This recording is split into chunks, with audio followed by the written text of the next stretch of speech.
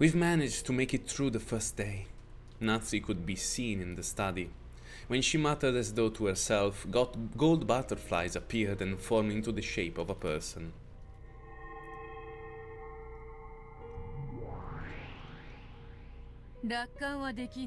We can't afford optimism. I doubt I will be able to make it through tomorrow by sitting around here. So, you do think that saying father is in a bad mood and refuse to come out won't be enough to fool them? It seems that we were already quite suspicious last year. Because of that, the toxin has expanded and is coiling itself around this study, growing even tighter.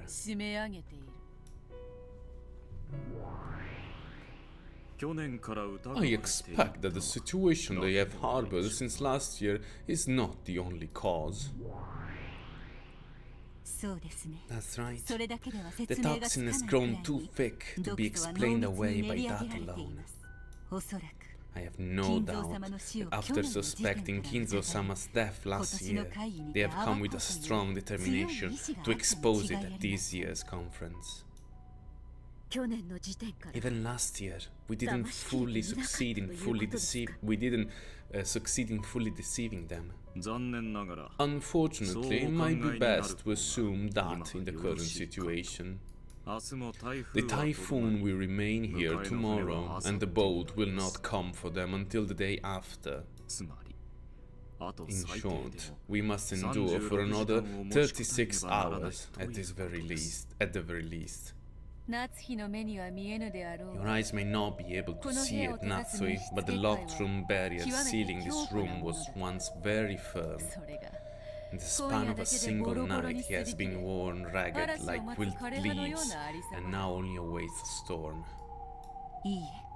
No, the storm is already here. Natsui-sama, I propose that we switch from the locked room barrier to something else. What do you mean by something else? Do you mean to change our plan? That is correct. Virgilia-sama and I will reconstruct a barrier similar to last year's. In other words, we'll take Kinzo out of the study and have him tightrope walk from shadow to shadow where the toxin can't reach, just like last year. Oh, ciao Sakura, buonasera. Tutto bene. It will be dangerous, but I would like to propose the same thing. What did you say? You want to change the plan this far in? When you learn that you cannot withstand a siege, you must consider abandoning the castle. Right now, this room is like a castle surrounded by enemy troops, with its walls about to crumble. If staying put means certain death, then you still have the ability to ride out one last stand and an honorable defeat. After all, surrender does not seem to be an option in this fight. I will protect father's secret until the very end. If it's discovered, there will be no chance for us to talk our way out of it. My husband's embezzlement will be exposed to the light of day, and the Ushiramiya family's honor will be destroyed. We must remain firm and prevent that no matter what. Calm down, I understand that. Kraus alchemy will soon see great results. If we can make it through this year, and we'll be able to manage. So don't get flustered. But we planned this barricade strategy because using the same trick as last year wouldn't work. Isn't it the height of stupidity to return to a plan you previously abandoned because it was impossible? Just what kind of story do they suggest we create at this point? Ronova and I will prepare that. Leave it to us, as creating illusions is what witches do. All you have to do is give us your permission, Natsui-sama. Master and Ronova are very reliable at times like these. Also, the servants of the one-winged eagle are excellent furniture.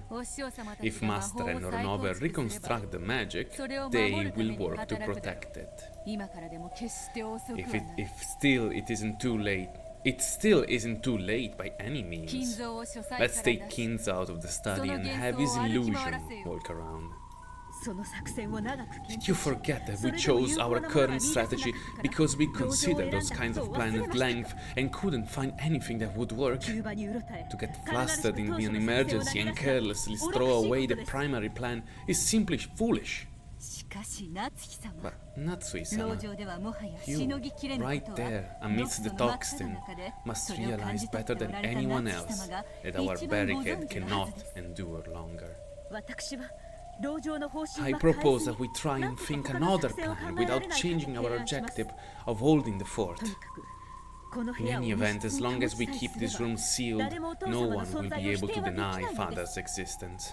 After all, you can't determine the contents of a cat box that can't be opened, no matter how many people you have with you. Well, that is true. However, humans are unreasonable. It's possible for them to eat into an airtight cat box and go inside like black ants swarming a box of cake. And Lady Berncastle's piece also concerns me. It was fortunate that Erika-sama stole the show at tonight's dinner. By doing that, she created an atmosphere where it was impossible for tonight's family conference to come to a close. If you had gone straight back to the family conference afterwards like usual, the barrier might have broken tonight. But because of that, the toxin has grown even thicker. After thickening all night, the toxin might be able to corrode the locked room barrier easily. Well, whether we continue holding the fort or give up that plan, we will not be able to make it through tomorrow unless we prepare a new strategy and a new barrier. Lady Berncastle may have some plan for breaking the locked room barrier. We can't take that piece called Erika lightly. La nostra Erikina. Come to think of it, that man who said something about taking revenge for the events of 19 years ago might also be Lady Berncastle's piece. This board, which achieved equilibrium with 18 pieces, has now 2 undesired pieces added to it. There are too many irregularities this year. Lady Berncastle is a fan of Eastern things. They say that in shogi, Japanese chess, you are allowed to drop pieces onto the board in the middle of a game, do they not? Yes, that is possible. In shogi, even dropping a queen from the captured pyre right in front of the enemy king is a permissible move that can serve as a trump card. Cosa non lo sapevo. What is that man who spoke of 19 years ago doing right now? Is he already hiding somewhere on this island? That girl called Erika was able to appear, claiming to have drifted here. That man might also have landed somewhere on this island, despite the typhoon, and might be hiding somewhere. It's going to be hard to fully deceive the relatives any longer. Why must there be so many irregularities? How can you explain this miracle of nightmares and coincidences? Natsui slammed the desk hard, held her head and cringed at the pain from her overwhelming headache. Lady Berncastle controls miracles. There's no point being surprised at irregularities or miracles when that person is around. It may be true that shogi is a game where an enemy piece can suddenly appear right in front of a king. However, that is why you build up a perfect formation that doesn't allow that kind of weakness, artistically constructing a castle to protect your king. Then holding the fort is what we should be doing, isn't it? If we had a fort that could hold, who could hold, then perhaps, but we cannot hope for such a thing now. It's difficult to corner a king without a wall to his back, and even more difficult to corner one with open spaces in all directions. Think of a mouse. You can catch a mouse that's shut in a cage. However, catching a mouse in a field is like trying to catch a cloud. Natsui-sama, please allow us to explore this option of Kinzo-sama leaving his study and wandering around the mansion on a whim, avoiding the gaze of the relatives, where we will think of a story that makes it appear natural before morning. Don't you see the danger? If we are willing to consider such a dangerous option, wouldn't it be better to continue acting as though father is in his room in a bad mood? Tomorrow the relatives will again crowd around in front of the study. They will crowd right on the other side of that door. How many hours do you think you will be able to stand keeping up the charade of yelling match with Kinzo-sama? It's impossible. And it falls to me to resist that impossibility for 36 hours.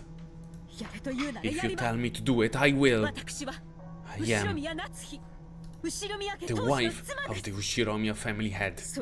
If you tell me to do that, I will act out a shouting match with father for as many days as it takes.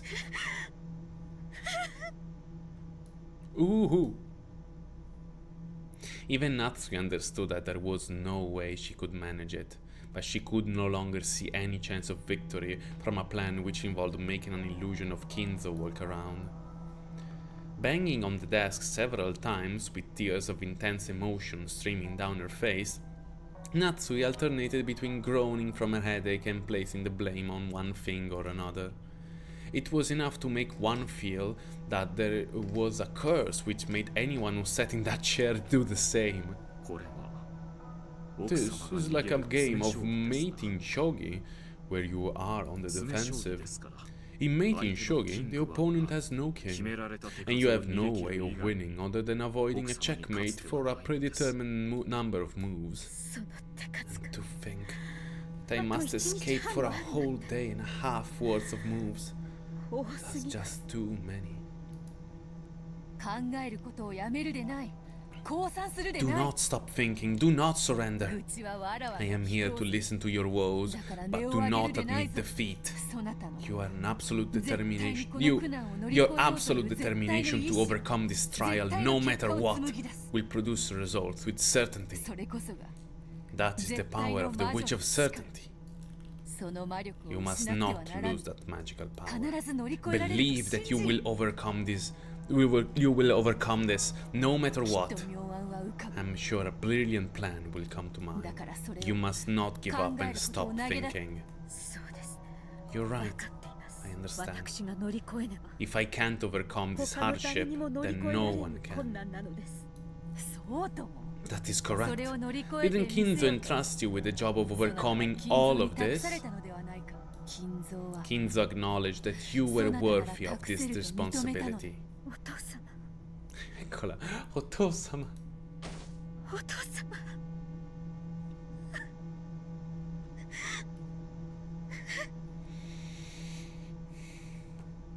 Sì, Giover, 18. Master and Ronove will think of a move. Of course, I will think as well. However, we cannot do that, we cannot do even that without a master's permission, your permission. So, the least you can do is not abandon the will to fight. Do not give in. I know that. I know. But I'm so very tired, and the headaches are unbearable. Why am I here in this freezing cold study, crying alone? Why? Why isn't my husband here for me now?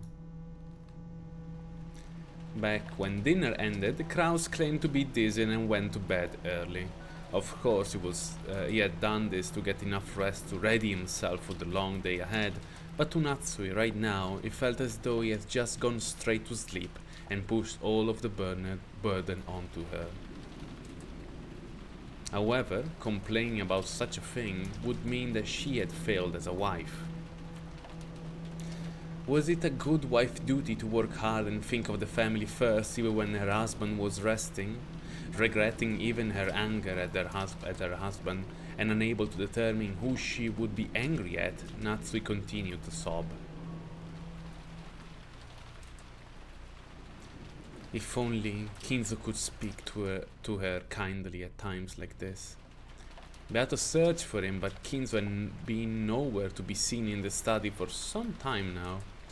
Perhaps Natsui had noticed this as well, though she took pride in fighting alone and supporting from behind, thinking of those as a responsibility as a good wife, without anyone to validate what she's been doing and she was doing and said it was needed. She was now so frail that she couldn't even stop her own tears. Just as Beato was thinking of words she could use to console Natsui, Virgilia tapped her lightly on the shoulder. If words of consolation don't come from the mouth of the right person, they can sometimes do more harm than good. Therefore, Virgilia silently urged Beato to say nothing, that saying nothing was the best course of action for now.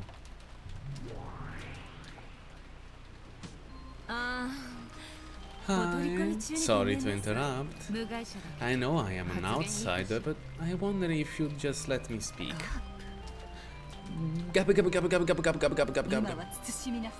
Gap, please restrain yourself for the time being. No. As long as you are here, there's no distinction between outsiders of guests and the rest of us. You may speak. Thank you. Ronove said it himself a while ago. This is a mating shogi, with you on the defensive. How does one lose in mating shogi? It's because their king is checkmated, right?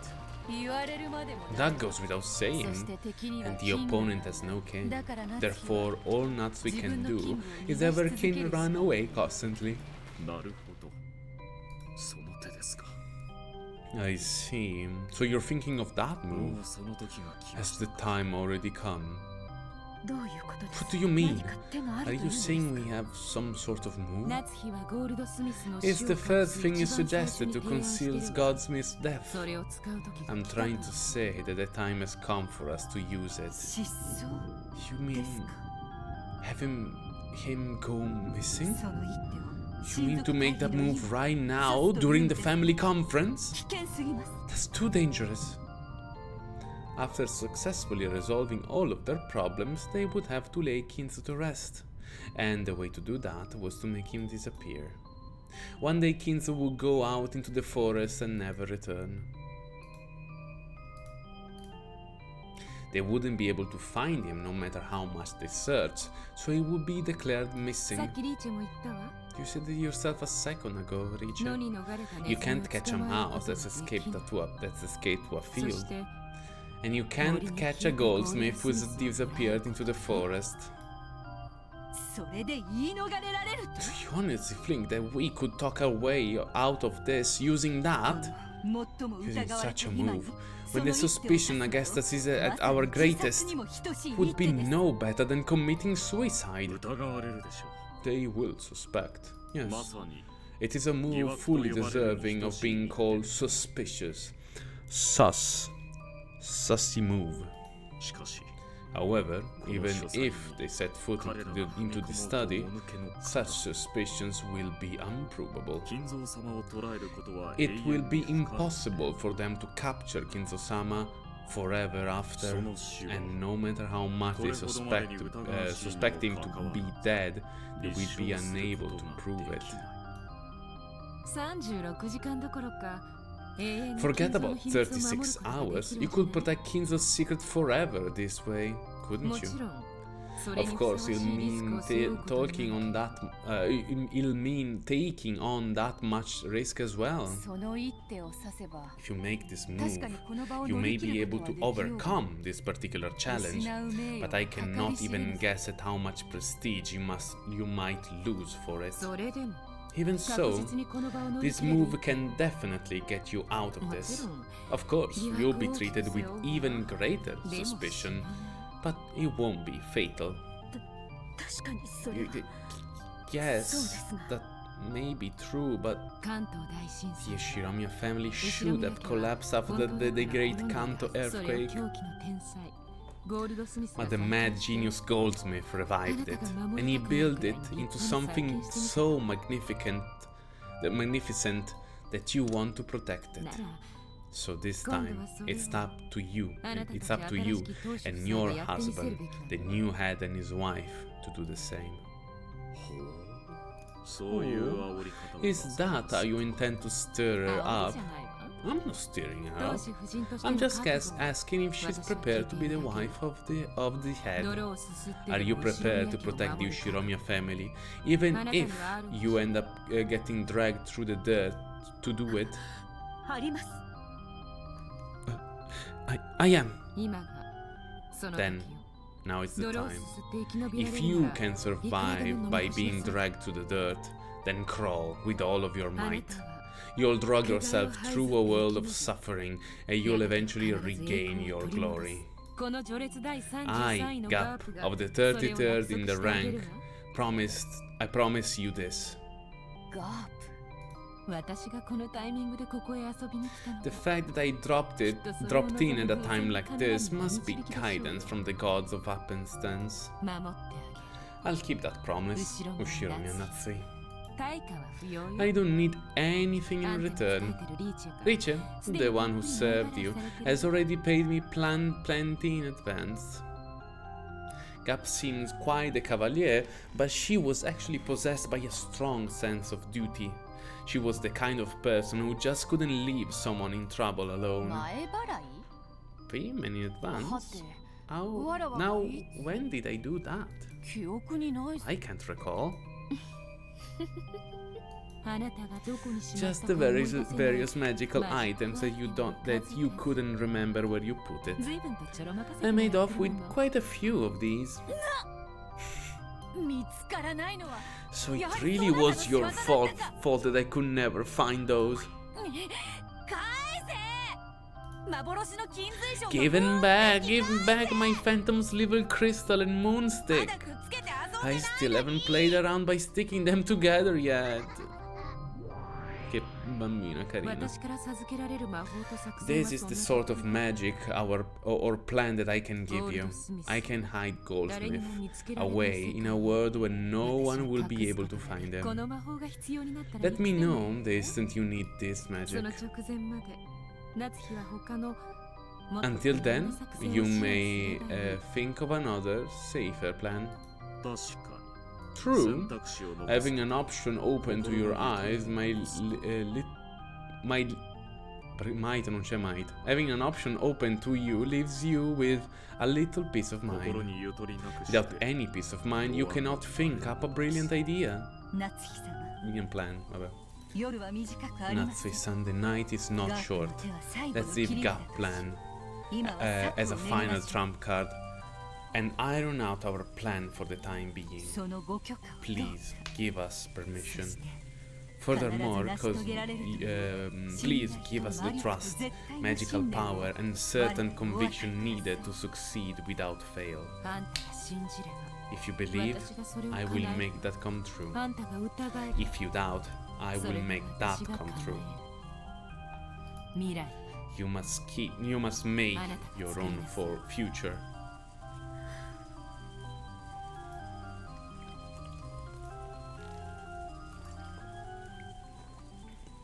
Having Kinzo go missing and doing it right in the middle of this family conference, that was truly a last resort. Hiding this final trump card in her heart, Natsui decided that she would grope around and for a different plan until the last second. After all, this long long night had only just begun, and it was long not only for her. Ben Castellar and her peace had just as much time. Sì che l'ho preso, però sono un po'... Adesso mi riprendo. Gouge the leg and kill. Now, it's complete. I see.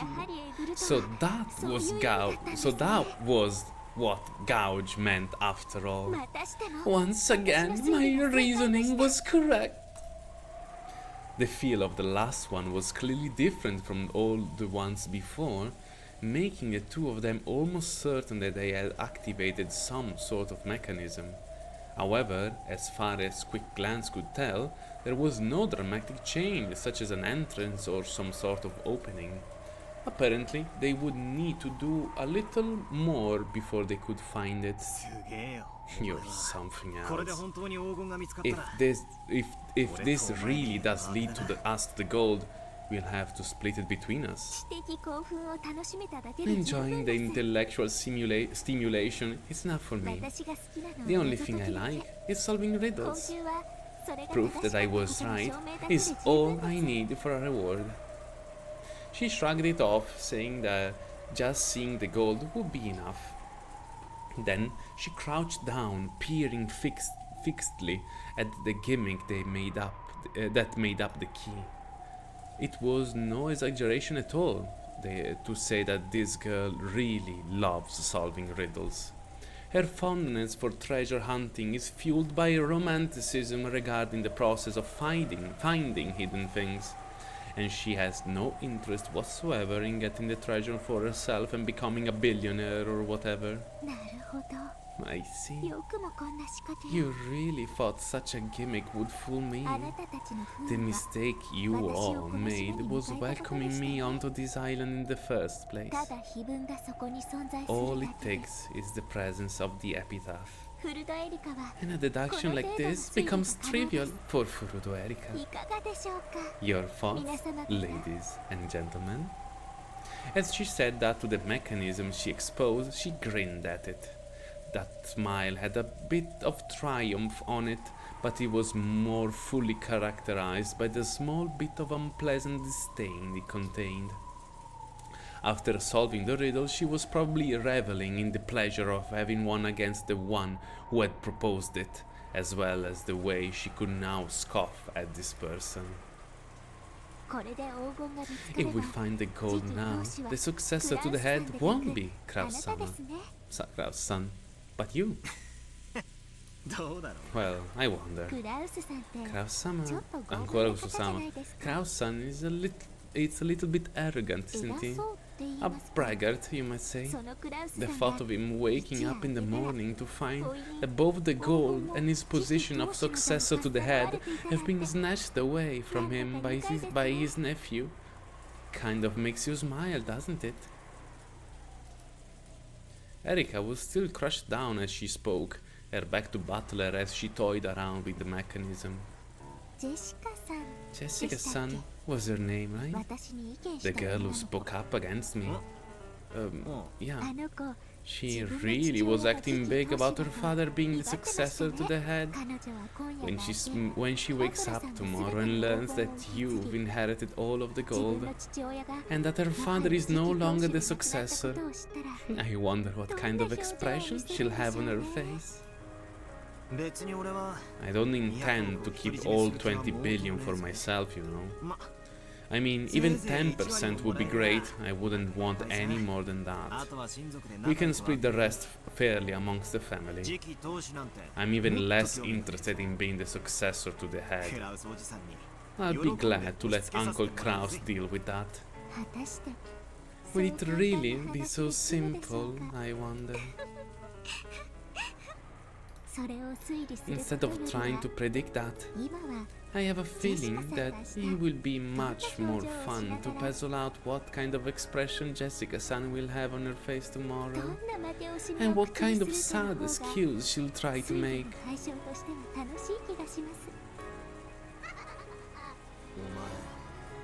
You have a real twisted mind.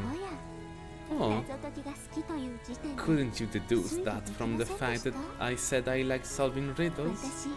人が隠すことを暴くのが好きな知的蹂躙者なんですよ。碑文の謎解きもそうです。 Grazie, Erika.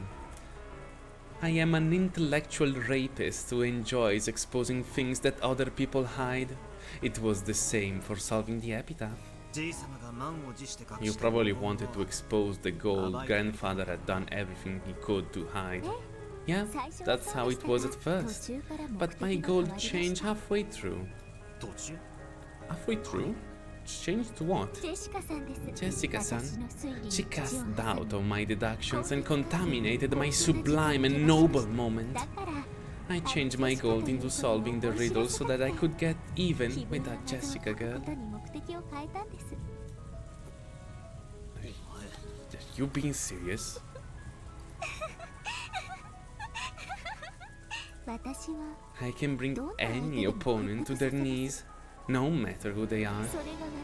This is my one and only pleasure. Perhaps you still need time to reason?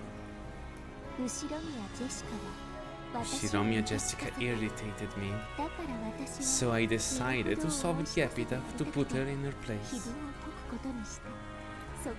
From this, you should be able to deduce how I'm feeling at this very moment. Can you work it out? This time I turned my back on her in earnest. Did I get so caught up in this fun and in the fun of this riddle-solving game that I allowed her to lead me into making a terrible mistake? That's right. I could have worked out that this would happen. With the riddle solved, the relatives will probably get into an uproar about who will be the successor to the head. Dad and Kirya-san will probably make a fuss about how I discovered it, that I should be the successor, and the other relatives who are now not thrilled with that prospect will probably oppose them. Despite how adamant Erika was about it, it isn't written anywhere that the one who solved the riddle of the epitaph becomes the successor. Because of this, it'll lead to a fight between those who are willing to accept and those who aren't. To reason out what will happen next, as Erika suggested, it will probably turn into an ugly fight between Uncle Kraus and the rest of the relatives. When Jessica finds out I solved the riddle, she will admire me or curse me. I don't want to think about that now. Erika was still mumbling. Apparently she had already started trying to reason it out. Reason it out. Okay. As I began to feel very bad, I lazily gazed onto the black night.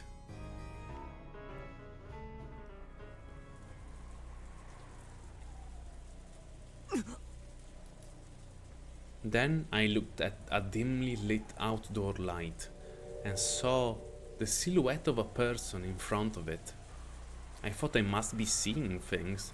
After all, it was unthinkable that someone would have been standing there the whole time, pounded upon the rain without even an umbrella. However, the silhouette didn't move an inch, and maybe... No, it couldn't be. It was looking at me. And it was...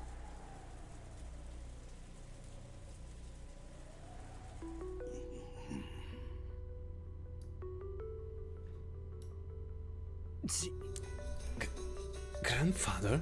In that instant, I understood.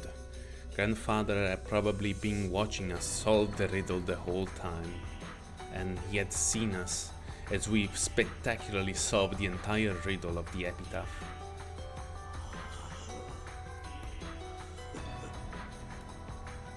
Without a doubt, Grandfather smiled faintly. Grandfather, who had never worn any expression that wasn't moody or frightening, looked at me in the face and smiled at me for the first time.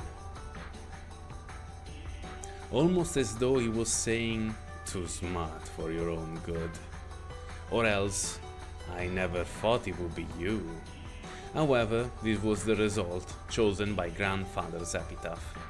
so it was sure that he had accepted that result.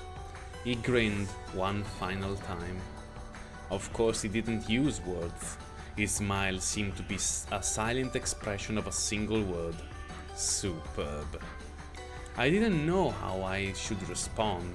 I couldn't do anything but stand there in shock, ignoring Erika as she crouched down, mumbling with her back towards me. Then grandfather stretched a hand out from the folds of his cloak and pointed at something. When I looked in that direction, what I saw there, the thing that he was pointing at, was probably the guidepost to the Golden Land. Go.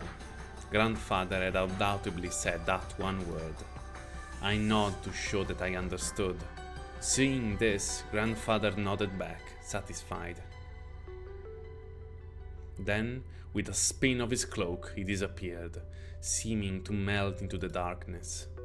The expression on his face at the end was a truly and finally satisfied smile. Are you listening, Matler-san, to my deductions? I found it.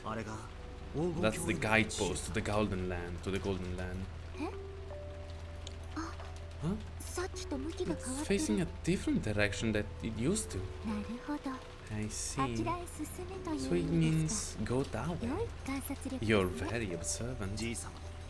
Grandfather showed me the way. Huh? Kinzo-san? Where? Let's go. It's time we go. It's time we got a look at this Golden Land.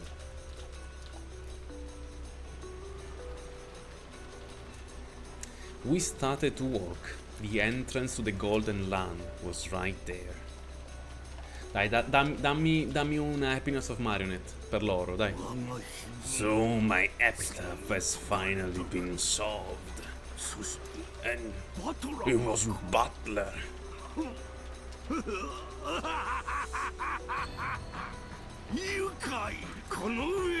Entertaining beyond compare. When I think about it, I was also ahead that no one saw coming. How interesting that the one who will succeed me as the head is also a person no one saw coming. I have no regrets remaining in my life.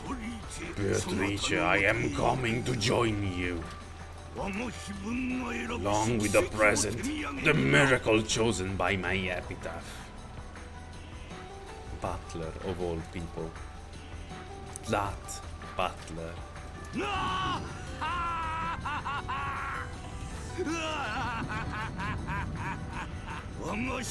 At the very end of my life, I have truly witnessed a miracle.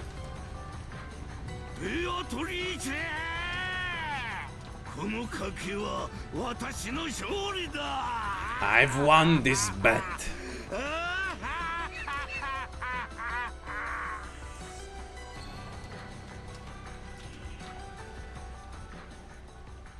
Param-pam. Param-pam. Papam. Purum-pam. È vero comunque, Andrew, è andata proprio così anche in episodio 1. Ecco le scale, ecco, E dai, dammi un Happiness of Marionette, dammelo, per loro, dai.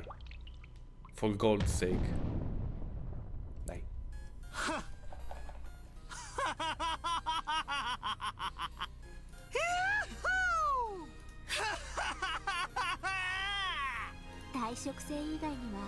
I can see anything convenient about using gold as a store of value except for its not corrosive properties. I'd imagine it'd take a lot of work to liquidate all of this. At the end of a crude underground tunnel in a VIP room which was so beautiful that it seemed out of place, there was a pile of gold so large that there could be no doubting its 20 billion yen worth. Erika was calm, but Butler couldn't suppress his excitement. As for which of the two was the correct reaction to show after seeing a mountain of gold, only those who saw the scene with their own eyes could say for sure.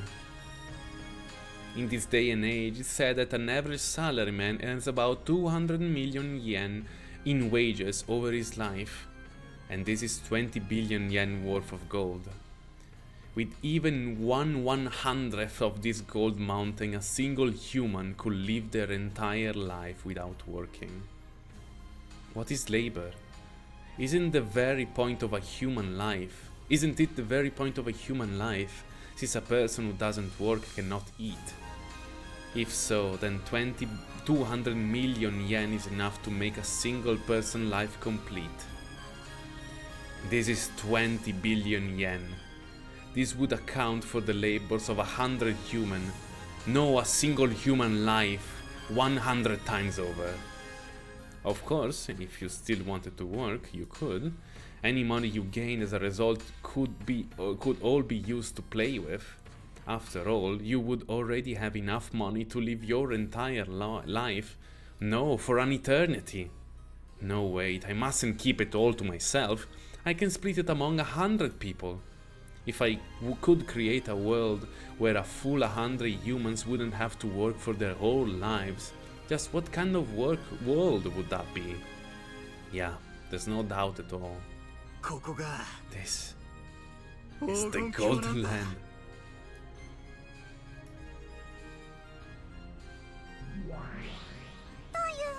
And so, Man Butler masterfully discovered the gold. The end. I kept the really critical parts hidden, but nothing wrong with just a little bit of teasing, right? Sure, you do what you want with that. I'm not interested in the micro details about what kind of puzzle it was or what kind of answer it had. The important thing is that as a result, 10 tons of gold were discovered. The gold was discovered in the third game as well by Auntie Eva. Auntie Rosa have also witnessed it. However, the two of them hadn't spoken of the gold discovery to anyone. In other words, there was a chance that the gold's discovery was a catbox truth kept between the two of them. Which meant that it was possible that the gold didn't exist and was just an illusion. However, I, finally found it. The catbox had been opened. It'd be a waste of time to do that repetition game, so I'll give you a little bonus. This mountain of gold is the real thing. All the ingots piled up here are real, pure gold. There are absolutely no tricks, such as replicas or fakes. Alright, got it. I'll accept that this gold exists. However, there are still some things I can't accept. Of course. After all, you met with him, didn't you? With Kinzo. Even though Kinzo's supposedly an illusion, you met with him just a second ago, didn't you? I guess that really was magic, wasn't it? Ridiculous. I didn't exchange a single word with grandfather. I only felt as though grandfather and I had exchanged words. Give it a rest. The same move won't work again. In that case, your blue truth, if you please.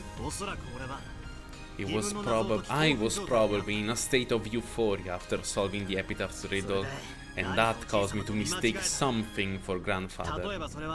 For example, maybe there was some kind of sheet or cover that had gotten caught in the dark groves of the trees, which looked like grandfather's wearing a pitch black cloak.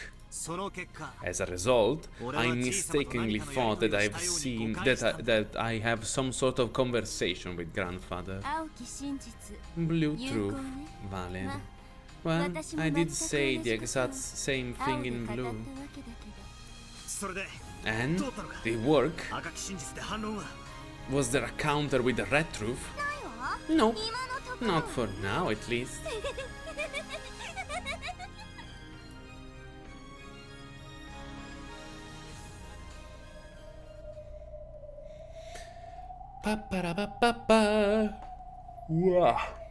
The me who had let out a strange yell in front of the gold mountain was finally starting to regain his cool. Now that we've found it, there was no covering it up. I faintly thought about keeping this discovery a secret. However, Erika wanted to prove that her own reasoning was correct by announcing this fact to everyone. She really is an intellectual rapist, just as she says. The puzzle-solving game is what's important to her, and she doesn't intend to take any responsibility for what happens after the riddle is solved. A riddle is sort of like a lock. Locks exist to be locked, and whenever a lock is locked, there is meaning behind locking it. Therefore, there should also be a meaning behind breaking one open and exposing what it protects. However, this girl has made the exposure itself her final goal, and she doesn't plan on taking responsibility for anything that might happen later. Maybe the true storm to Hitaro Kenjima isn't the typhoon, but her. She won't keep the discovery secret. She'll definitely announce it to brag about her success. And then she'll call a real storm down upon this island. I won't be able to keep this covered up. Then in that case, there's nothing to do except announce this fact. Fairly. I can't imagine what will happen after that. As she grinned, Erika muttered to herself. She must have been predicting the uproar the relatives would soon bring about.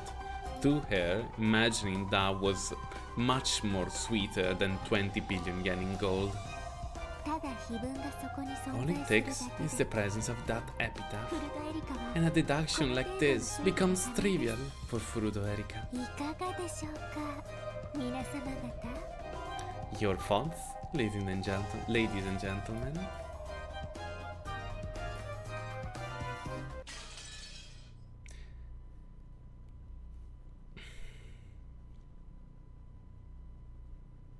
Cosa ne pensate di Erika, voi che siete in blind? Ok, ma sono passati 47 minuti dal momento in cui abbiamo iniziato lo scorso volume, lo scorso capitolo, perché erano... Posso? Va bene. Sì, vabbè, quindi il tempo che Butler ed Erika hanno trovato loro. Knock, knock, knock, knock, knock.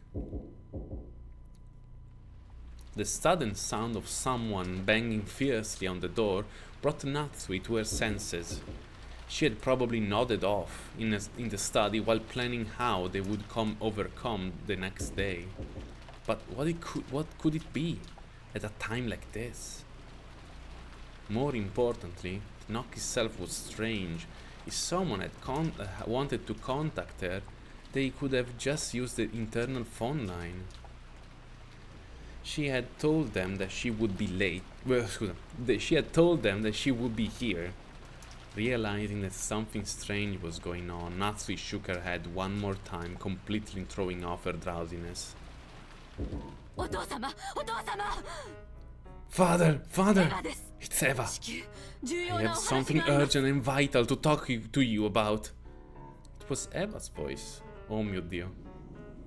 Natsui, chiamala dentro, fate le cosacce mentre non c'è nessuno che guarda. Stanno tutti dormendo. È il vostro momento.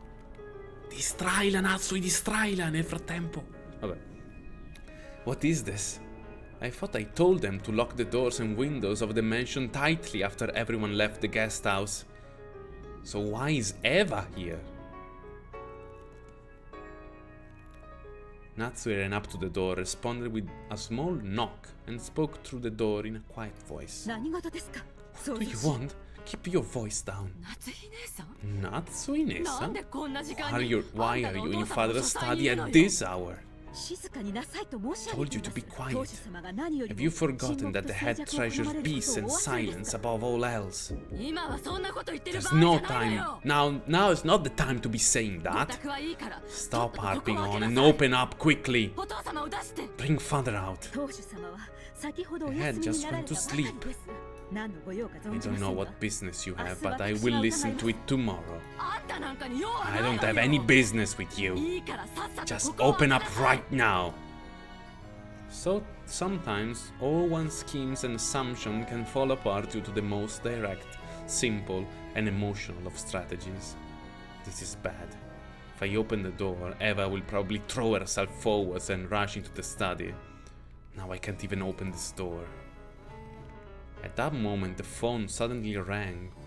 It's alright, both of the keys to the study are here. No one can open this door. Natsu inched away from the door and grabbed the receiver. Hello? It's Natsu. It's me. Things are bad. I want you to come down to the parlor quickly. It was from Kraus. His tone was strained. What in the world happened? It seems that Butler-kun and the guest called Erika solved the witch's epitaph and found the gold. Is that true? Rudolph and the rest have forced their way in. They're saying the Butler-kun is going to show us all the way to the location of the hidden gold. Right now, Eva-san is just outside the door, yelling at me to open it. If I open it now, she might push her way into the study. You understand? I will be there soon. Don't worry about Eva. Just stay there and don't do anything. I'll give you a signal once I've gotten Eva away from the door. And as soon as you hear that, be ready. Right after that, Kraus came up to the staircase accompanied by Genji. A heated debate started between him and Eva. Open up! No, calm down! In the middle of that, there was a small knock as a signal. Kraus had skillfully pushed Eva away from the door and distracted her. During that gap, Natsu slipped out of the study and quickly shut the door. Eva noticed this, and her face twisted in disappointment. But the heavy sound of the autolock had already rung out, and the door had been sealed. The gold of the epitaph has been found. It's only natural that we should inform father. Or else what? Is there some reason you can't tell father about this? We have strict orders from father not to wake him after he goes to bed under any circumstances. Following those orders is the duty of the head's representative. Isn't that right, Genji-san? Yes, the master's sleeps must not be disturbed, no matter the circumstances. There's a time and place for everything, isn't there? I mean, the epitaph was solved. Father has a right to know straight away. Of course, the two of us will report on everything to the head tomorrow. That's our duty as the head representatives. I don't care about that. Just open this door. Let me see, Father. Father, can you hear me? It's Eva. Please open up. Let go of me. That hurts. We will bring this to his attention. Now stop knocking on the door so loudly.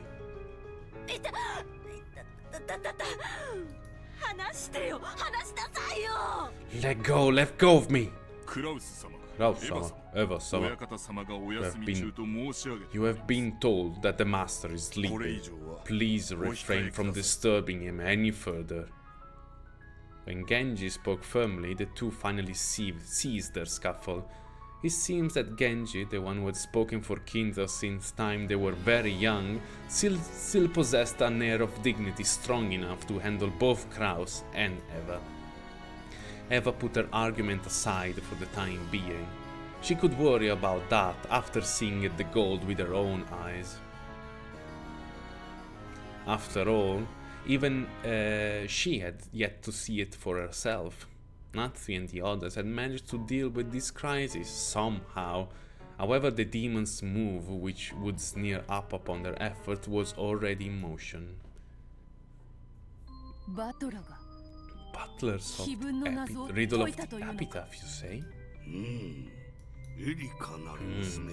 Though he had a lot of help from that girl, that Erika girl, Butler was the one who reached the answer. Erika has proclaimed that she will renounce her rights to the Golden Land. Therefore, Butler is the one who reached the Golden Land. Fate can be truly interesting. To think that Butler-sama should be the one to reach that place. What will you do, Beato? You made a promise to stop the ritual if anyone solved the epitaph's riddle. That was the agreement. That is the agreement, yes. Apparently, Butler-sama does not intend to become the master of the Golden Land. It now seems that no one will become our master. That is also fate. It has been several decades since we first manifested in the human world through our bonds with Lord Goldsmith. It was all very fun. Come on, Nia. You sound like an old lady. So, what are we going to do? According to Richa and Goldsmith rule, now that Butler solved the epitaph and decided not to become our master, we've been relieved from duty, right? That is true. I have no regrets at all. I have been prepared to be kicked down into Cocytus all this time. Wait, we can't let that happen. You might not have any regrets, but I still serve Natsui. To let ourselves be relieved from duty just because butlers of the epitaph would be quite irresponsible. Witches aren't allowed to break contracts, but they also must not fail to show gratitude. True, we should serve her until the family conference ends. In that case, he won't be relieved from duty for a while either, Lord Goldsmith.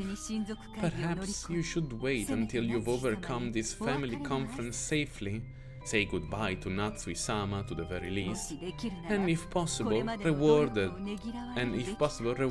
her for all of her efforts. She has done well supporting my foolish son. Aren't you a fallen angel with one of his wings plucked off? Just leave the other wings as a parting gift. The other wing as a parting gift and go. That is also fitting. Natsui might be worthy to bear my way. However, we are approaching the critical moment. Your reward is waiting for you. Try and overcome this test safely, Natsui. Natsui! Bam, bam, bam, bam. Mi piace come Kinzo dice Natsui. Natsui!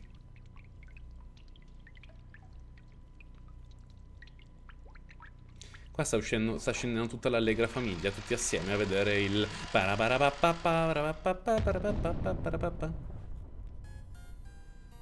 The mountain of gold left everyone speechless. Regardless of how strongly they had believed in its existence, no one could look at this much real gold and not be shocked. To think that a place like this existed. I can't believe it. Dad. Everyone was stunned by the gold. The first one to break the silence and jump around in ecstasy was Hideyoshi. Wow, ok, non me lo aspettavo. Letting out an excited laugh, he clung to the wall of gold, and he felt the cold, hard touch all over his cheek.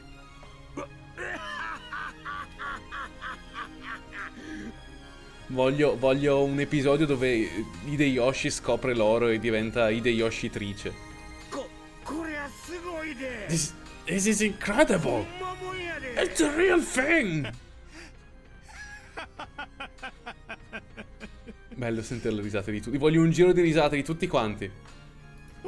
Damn you, old man. Stockpiling all this gold in a crazy place like this.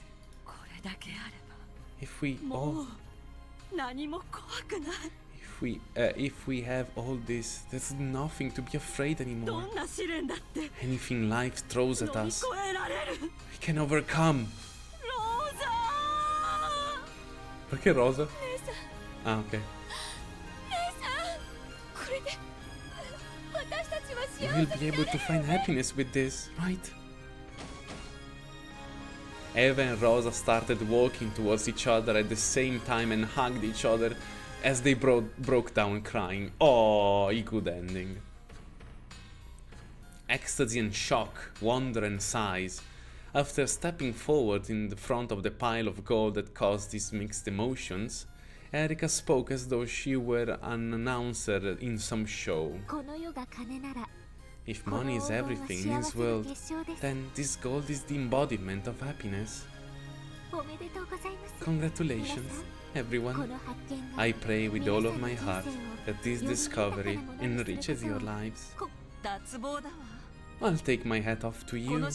To think that you would solve the epitaph within a single day of coming to this island. Sei davvero l'Umineko no Naku Koronie, Erika Furudo. If it wasn't solvable in a single day, then I wouldn't have been solvable. If it wasn't solvable in a single day, then it wouldn't have been solvable no matter how many days I spent on it. After all, it doesn't take more than an instant for your little grey cells to give you a flash of intuition. Also, I wouldn't have been able to solve this riddle on my own. I ask that you praise Butler's achievement as well, everyone. I renounce any rights to this discovery. My reasoning was proven correct, and that alone is enough to satisfy me. Therefore, I want to give Butler's son the full credit for discovering the gold. I may be here, but please continue your discussion as though I am not. Butler's son called all of the adults here, making sure that none of his cousins would notice. That can only mean one thing. He must wish for you all to conduct the true family conference. Erika, quit trying to run the show. Oh, how rude of me. In that case, I'll step down as the facilitator of these proceedings. So, who will take my place? Shrugging, Erika looked around at everyone. After a short period of silence, Eva made the first move. I assume none of us has forgotten the deal we made earlier today. Yeah, nuova canzone tra l'altro. Yeah, we divided between the four of us 2.5 billion each. And when the successor to the head gets another... And then the successor to the head gets another 10 billion. Wait just a moment. Who decided that the one who discovers the gold becomes the successor? Avevamo detto prima, Natsui. Hold your horses. You're not getting away with that, Natsui-san. That's been the basis of our talk this whole time. Saying that now is shameful, don't you think? That's right. Weren't you the one worrying about how if one of the servants solves the riddle, they might consider themselves the successor to the head? But nowhere is explicitly written that is the truth. You miserable coward! That was the way every single one of us interpreted it. She's right, Aniki. You really going to do a 180 on that now? Thought it was never written down. I believe it was most definitely common understanding between us. I don't see how you can say it's completely irrelevant. You can't interpret the head's epitaph however you like. Where is it written that the one who finds the gold becomes the successor? The epitaph was decided upon by the head. You have no right to decide these things for yourselves. Calm down, Natsui. How can I possibly calm down? I certainly find it impressive that Butler-kun solved the epitaph. I do think it would be fair for him to receive some kind of reward. Some kind of reward. L'ha trovato lui. L'ha trovato lui. Vabbè, qua Erika, però Erika ha detto no. Ma l'ha trovato lui, some kind. Prendete già 2,5 miliardi. Taci. However, saying that reward should be half of everything, here is clearly over the line. And the argument that the discoverer automatically becomes the successor is one that I absolutely will not permit to go unchallenged. That's low, Natsuine-san. This is completely different from what you were saying earlier today. I agree. It may not have been written down, but the fact that the guy who solved the epitaph becomes the successor has always been our greatest unwritten assumption. It's not exactly fair to start complaining about that at the last second, isn't it? Yeah, not fair at all. At any rate, this gold belongs to father. Natsui, ma io mi incazzo, Vuoi prendere tutti te I soldi? Maledetta! Oh, we are not to decide how it be split upon without father's permissions. Without father's permission. No way! That's real low, Natsui-san. We were talking about this on and on earlier. Are you saying that the whole conversation today was a bunch of bull? It's just not right. Why don't we just vote on it? Butler-kun, the one who found the gold, is a successor to the head. My husband and I have no objections. What about you, Rudolph and Kiria-san? Rosa? No objections here. Yokuyatta! Nice going, Butler. I have no objections either. Butler-kun is the true successor, but chosen by the epitaph. If you aren't satisfied, then why don't we just ask father directly? That's right. Like you said, Natsuine-san, father is the one who wrote the riddle of the epitaph, and he's also the proper owner of this gold. In that case, we should raise the matter with him, wouldn't you say? Qua Kiria lo sa benissimo. Kiria è la più furba di tutti, secondo me. Lo sa benissimo che è morto, o comunque, beh sì, che è morto, che non c'è. La sta prendendo per il culo in questo momento, non lo sta dicendo. Guarda con che faccia te lo dice. Guarda con che faccia te lo dice. Ma perché non lo vai a dire a Papino, Guarda, sono sicuro che lui sarà... non vedrà l'ora di sistemare questo piccolo disguido. What kind of treatment should Butler-kun receive as the person who discovered the gold? I believe father is the one with the right to determine that. I told you to calm down. Rosa and Kiria-san are right. Let's ask father. It's time for you two to step aside. Damn right. No, darn right. Bring father down to us. We won't get anywhere with just you two. Let's get the real family conference started. You think this looks like something you can put off because he's tired? We don't do this properly. And we'll have a massive problems on our hands. Hey, you're listening to me? I am saying we're through with the two of you. Get off your asses and bring father... Mamma mia. Get off your asses and bring father down right now. A family conference always like this. How the hell I know? They're probably always feeling like this on the inside. Looks like they won't be able to get this figured out right now without Kinzo-san. To think he's still being called out to settle his children fights, even though he's being told that he has a short while to live. I wonder how he feels right about now. Beh, Erika giustamente non può sapere se è morto o meno, non ha le stesse informazioni che hanno gli altri. Se le avesse, sicuramente avrebbe dedotto che è già morto. Imagine that. No, deducing that would be a treat. Sono sicuro che se io potessi entrare nel gioco e a dire a Erika, guarda, Erika è già morto, lei farebbe, oh, uffi, volevo vederlo triste. The parents ignored Butler and Erika and kept yelling at each other on and on, even though Butler had more or less imagined that this sort of thing happened behind the scenes. This was the first time he had seen it.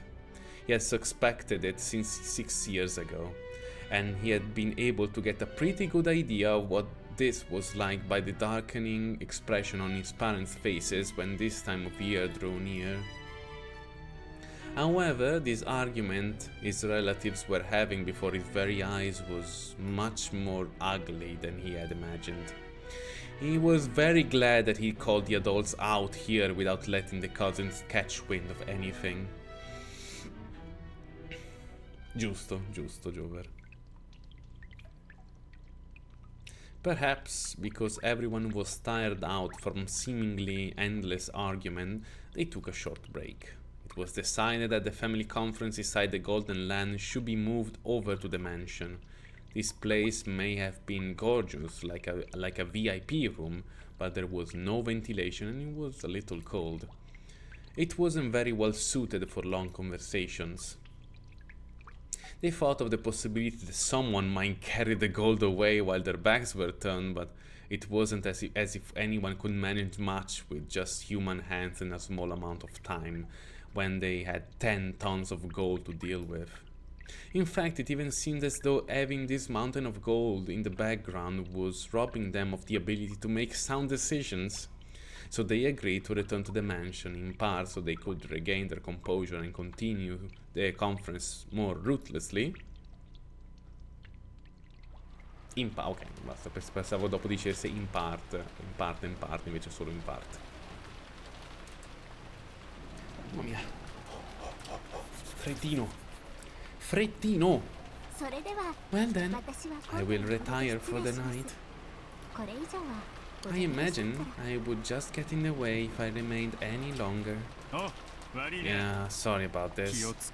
Do we bother you too much? Please, let us show our gratitude again tomorrow. Sorry for letting you see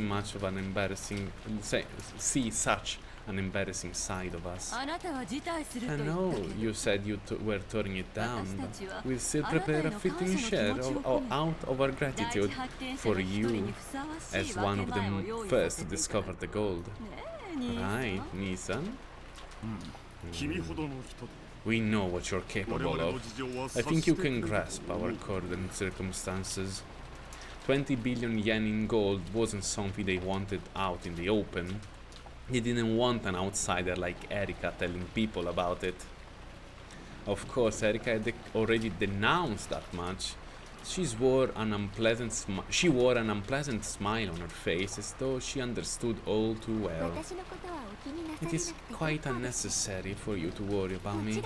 I have no intentions of telling anyone about this, of course. And even if I did, no one would believe me without proof. I had the pleasure of witnessing something very interesting tonight. It was truly a feast for the eyes, so let me assure you that I'm more than satisfied. I see. Yes, it's not every day that you get to see 10 tons of gold. Getting to see the gold was the feast for the eyes? Of course not. From Erika's dark nature, it was easy to guess what she was so happy about seeing. I thought about telling her to get the hell out of here already, but I wanted out myself. Sta laggando? A me... oddio, ha droppato qualche frame? Sta ancora droppando? No. No, non sta droppando da me. T'à posto? T'à posto? Mamma che freddo.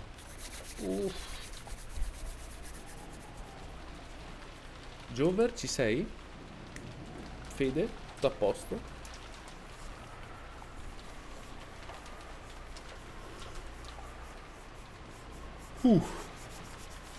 A me dice che non sta droppando niente. No, effettivamente mi ha detto che ha droppato dei frame. Prima però, adesso no. Ok. I tried to head back to the guest house along with Erika, However, Kirie-san grabbed my shoulder. Not you as well, Butler-kun. You come with us, please. Damn right. You're a real successor to the head now.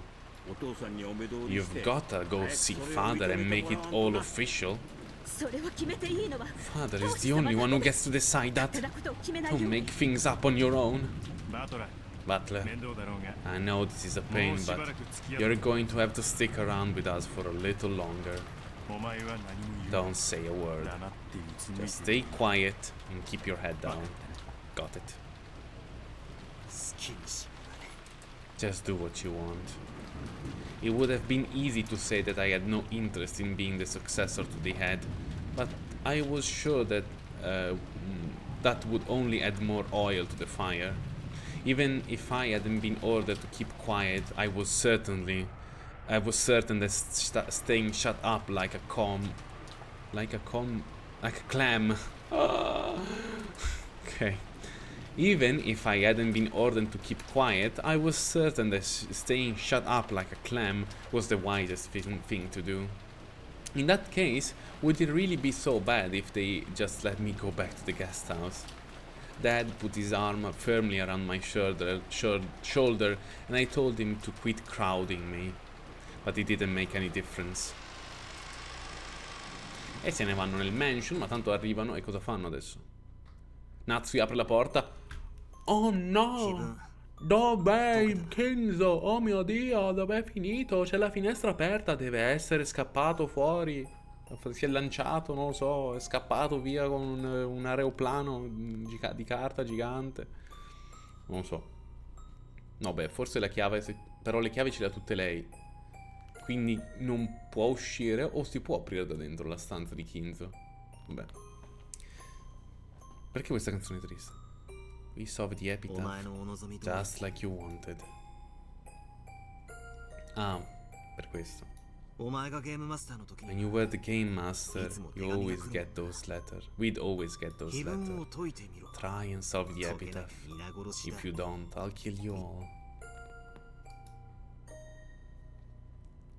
Why did she want to make us solve the riddle of the epitaph? By solving it, we found a mountain of gold. Yippee for us! But what about Beato? Does she gain anything by having us find the gold? Or does she lose something? As far as the chessboard thinking tells us, people don't make moves which cause them to lose something. That means you must have something to gain by having us solve the riddle. No? Porca puttana. Wow. Okay. This child has nothing to gain from having someone solve the epitaph. You sure that's alright? Using the red truth like that without her permission. It is what she would want. Virgilia, who had suddenly appeared there, gave me an immediate answer to my question with the red truth. In the past, I sometimes guessed that the reason Beato was trying to make us solve the epitaph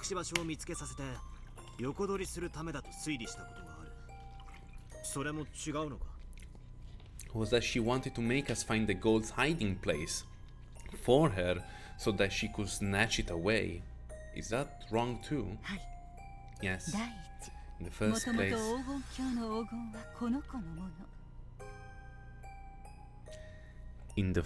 place, the gold of the golden land belongs to her from the start. She has absolutely no need to make anyone find it for her or to snatch it away herself. Questa è grossa. Soprattutto dopo quello di cui abbiamo parlato. Of course, Beato is Beatrice the Golden. She is the master of the Golden Land and the Ushiromiya family alchemist. That makes total sense. However, if that's true, that makes me even more confused. Even if someone exposed the answer to the epitaph's riddle, Beato gains nothing. No, to the contrary, she might get her own gold stolen away.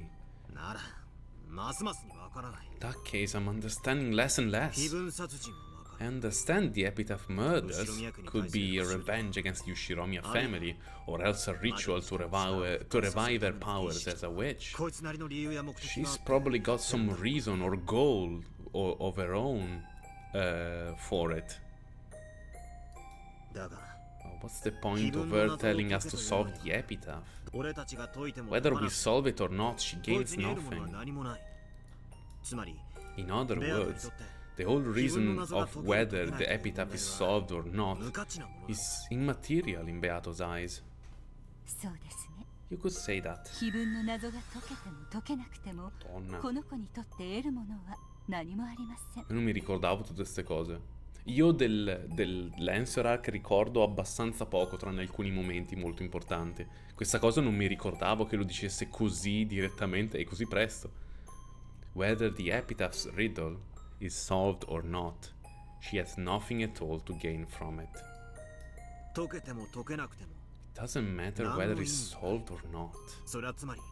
Does that mean that the epitaph riddle itself has no value to Beato? I suppose. The epitaph riddle doesn't have any meaning for her.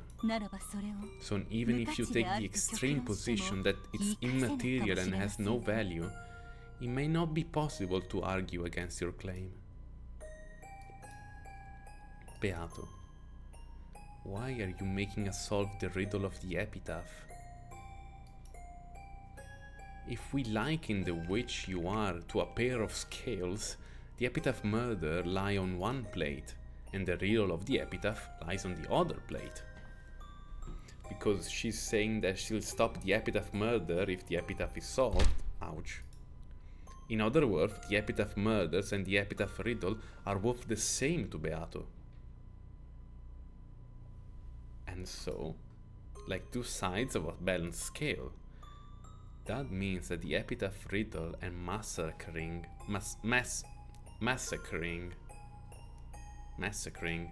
the entire family have equal significance from Beato's point of view.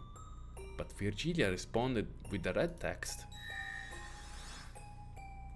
Regardless of whether the epitaph is solved or not, Beato has nothing to gain. If she has nothing to gain, then the epitaph's riddle is meaningless and immaterial to Beato. In that case, how much are the epitaph murders, which lie on the other side of the scales, and are equal to the epitaph riddle in value, worth to her? Think. Don't stop thinking. The epitaph murders and solving the riddle of the epitaph have equal worth. As long as the epitaph murders, which are Beato's gold each time, have this single way that can be stopped, a way that she can decide on herself, both are worth the same thing to her. X equals Y, and whether the epitaph riddle is solved or not, Beato gains nothing. Y equals 0, so in that case, what is X? Però dai, vattene, non teniamola per le lunghe. Wait a second. That means the epitaph murders are also meaningless and immaterial. Anyway, politely sending us an advance notice. She's been willing to spend an incredible amount of effort killing us one by one, following the epitaph steps in order without getting exposed. Every time she performs that bizarre serial murder, all of that is meaningless to her. I flipped over the chessboard many times exploring Beato's moves. This was always the first place I stumbled, the significance of the epitaph murders. Why did she have to commit serial murders in a way to reproduce the witch's epitaph? If she wanted to kill the whole Ushiromiya family for revenge, it would be much simpler, safer and more reliable if she just put poison into their dinner, or else went around killing people one by one in the middle of the night while they were sleeping. However, in the first evening, Beato sends us a letter that sounds like an advance notice, and then carries out what could be broadly described as a 3-part serial murder, killing 6 people on the first twilight, 2 on the second, and 5 in the fourth and later. We aren't fools. Once the first murder occurs, we barricade ourselves in somewhere to stave off any further murders. Furthermore, we quickly suspect a culprit among us and start analyzing each other's alibis. As the victims increase, the number of suspects decreases automatically, and Beato's chances of completing the serial murder and drop closer and closer to 0. Everything about the epitaph murders is full of useless ornament and empty decoration that only seems to make it harder for her to carry out the serial murder. She's raising the difficulty of completing her own objective. That does follow. She's a strange child, isn't she? Did you know? In mystery novels, there are sometimes murders that follow the events of a poem or a nursery rhyme, just like these epitaph murders. I think we can split the reasoning that these nursery rhyme murders occur into 3 major groups. And what are those? The first one would be when it benefits the culprit to follow the epitaph and thereby confuse the evidence and alibis. The classic technique of pretending to be dead and mixing yourself in with the victims is an example of this, as committing murders in order that doesn't follow the epitaph, so you can cause the others to mistake the others and give yourself an alibi. I see. So she could make it look as though she was carrying out the murders in accordance to the epitaph, when she was actually guiding everyone's thinking in a manner that would benefit her. That sounds interesting. However, in our games, the dead are truly down for the count thanks to the red. She might be able to trick everyone in the world of the game board, but she can't trick us up here in the same way. In other words, the most traditional purpose for this kind of murder isn't what we're dealing with here. In that case, what are the 2 other reasons for carrying out a nursery rhyme murder? One is coincidence. The culprit carries out several murders, a serial murder which just happens to look similar to the epitaph without being intended to, and the witnesses mistakenly think it's a nursery rhyme murder. We humans trying to find cause and effect in everything we see. If we think we know what something is, then that's how it will look to us. I see, that's also interesting. However, I'm not sure that it's convincing. In this child's game, there's always an advance note of the crime given before the murders occur on the first twilight. Also, I believe you find letters and circumstantial evidence, one after another, that clearly shows the culprit is carrying out epitaph murders. Yes. That's right. It isn't coincidence. From the very beginning, Beato has been intentionally shoving the epitaph murder in our faces as she carries them out. We aren't just misunderstanding. These murders clearly follow the epitaph, so this can't be the reason either. In that case, it must be your final reason. That last one is to show the murders to someone. In other words, to make them feel fear. By following the epitaph, she gives the others clear notice in advance that the murders will continue. The survivors are in constant fear of the murders, which they are certain will continue.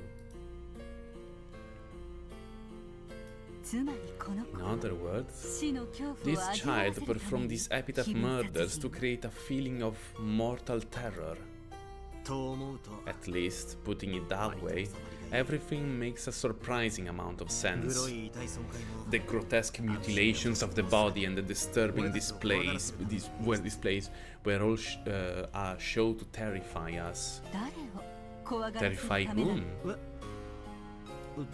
Like I said, us.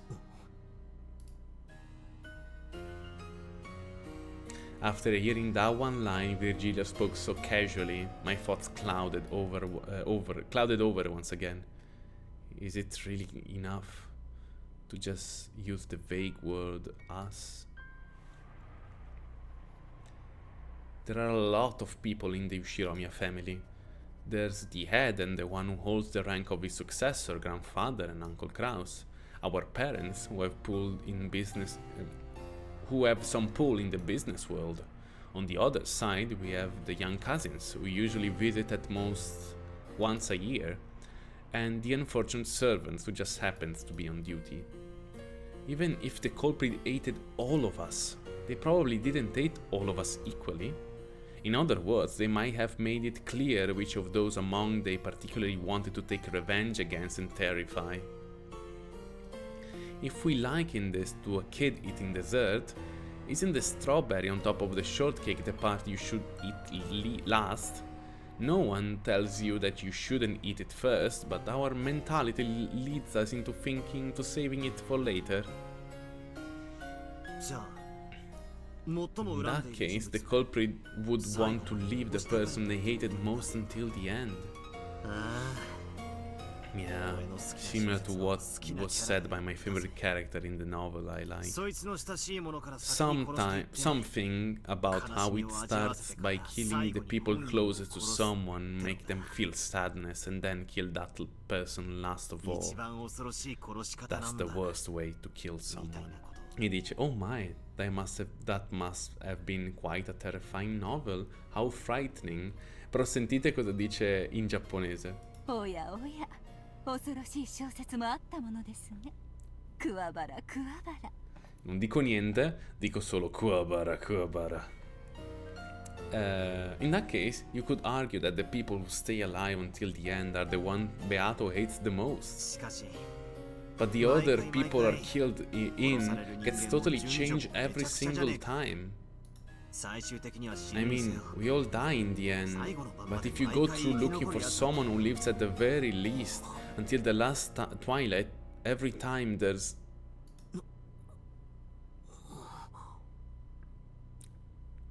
Fate il ragionamento di Butler.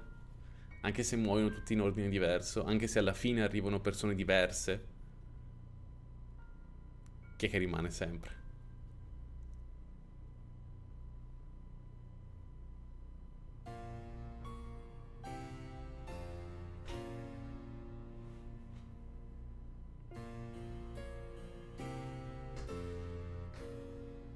Sì.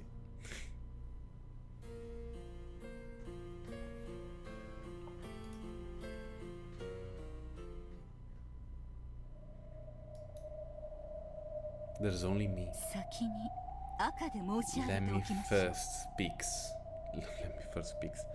Let me first speak with the red. Butler-kun, you are not the culprit. You haven't killed anyone. This can be said of all games. That just makes it even more likely that it's about me. It means that the sole reason she had for bringing about the epitaph murders was to show them to me. Beato's always making out that she chooses who to kill next by roulette, but I'm an exception. I'm the only exception. Though she does kill me in the end, she always leaves me be until the very last moment. In all of these supposedly random games, there's only this one unchanging constant. She wants revenge? Against me? So is she performing the epitaph murders to make me feel fear? That's wrong. Her goal is not to make someone experience fear. And it isn't to have revenge on someone either. Madonna, Virgile sta dicendo... Porca troia. Virgile sta dicendo un sacco oggi. In that case, that means the epitaph murders really don't mean anything to her. The riddle of the epitaph is meaningless, and the corresponding epitaph murders are also meaningless. X equals Y equals 0. Even so, she's clearly trying to show these meaningless things to me. What could she want from me? Which is worth the same to her as something... Which is worth... What could she want from me? Which is worth the same to her as something meaningless? I don't get it. The more I think about it, the less I understand what she's thinking.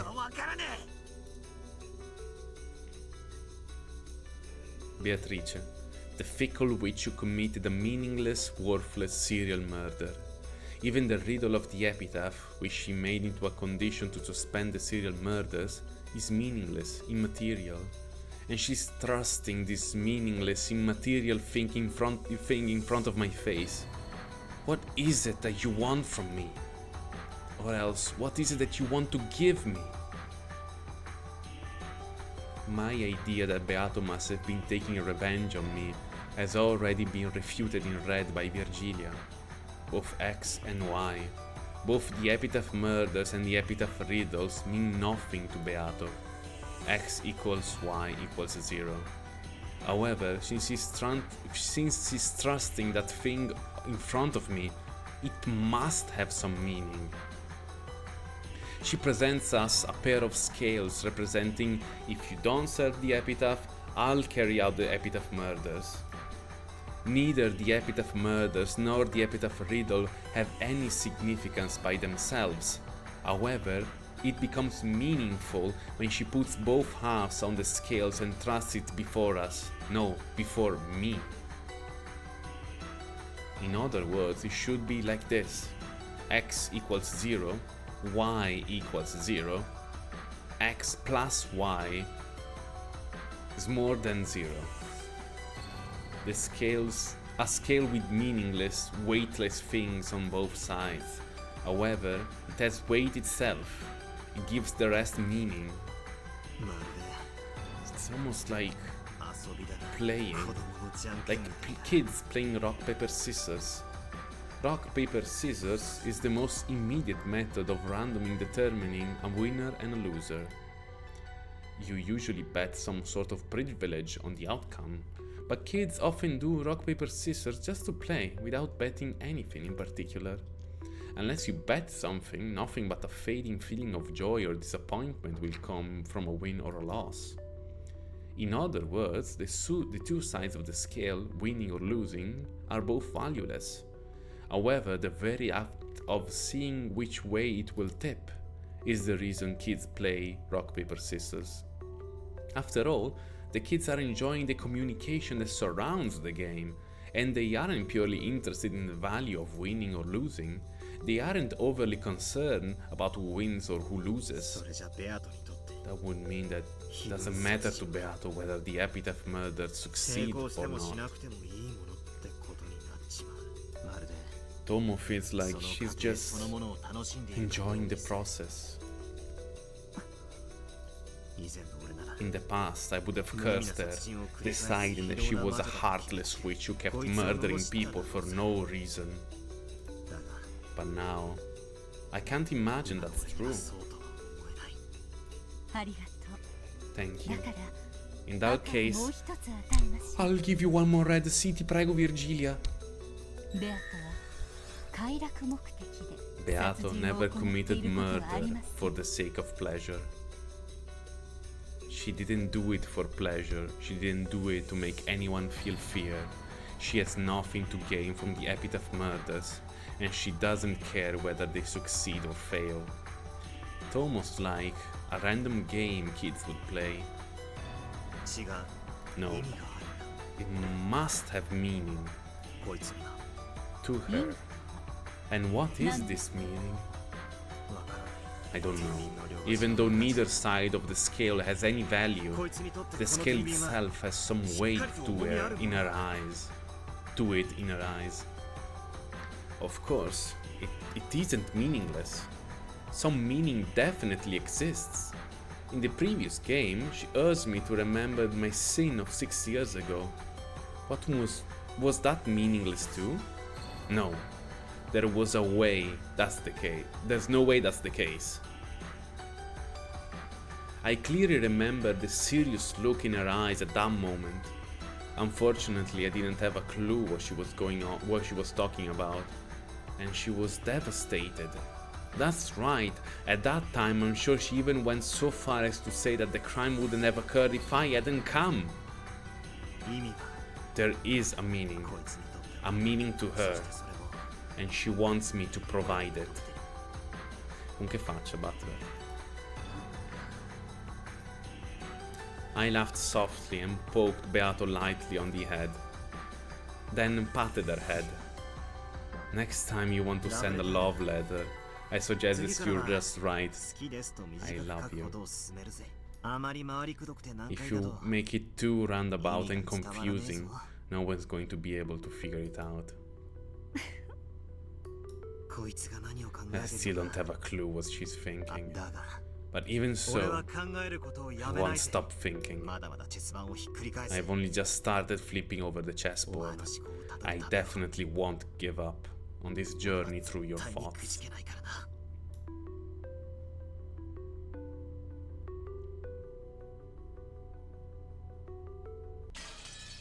Boh, abbiamo letto 2 capitoli questa sera, gente.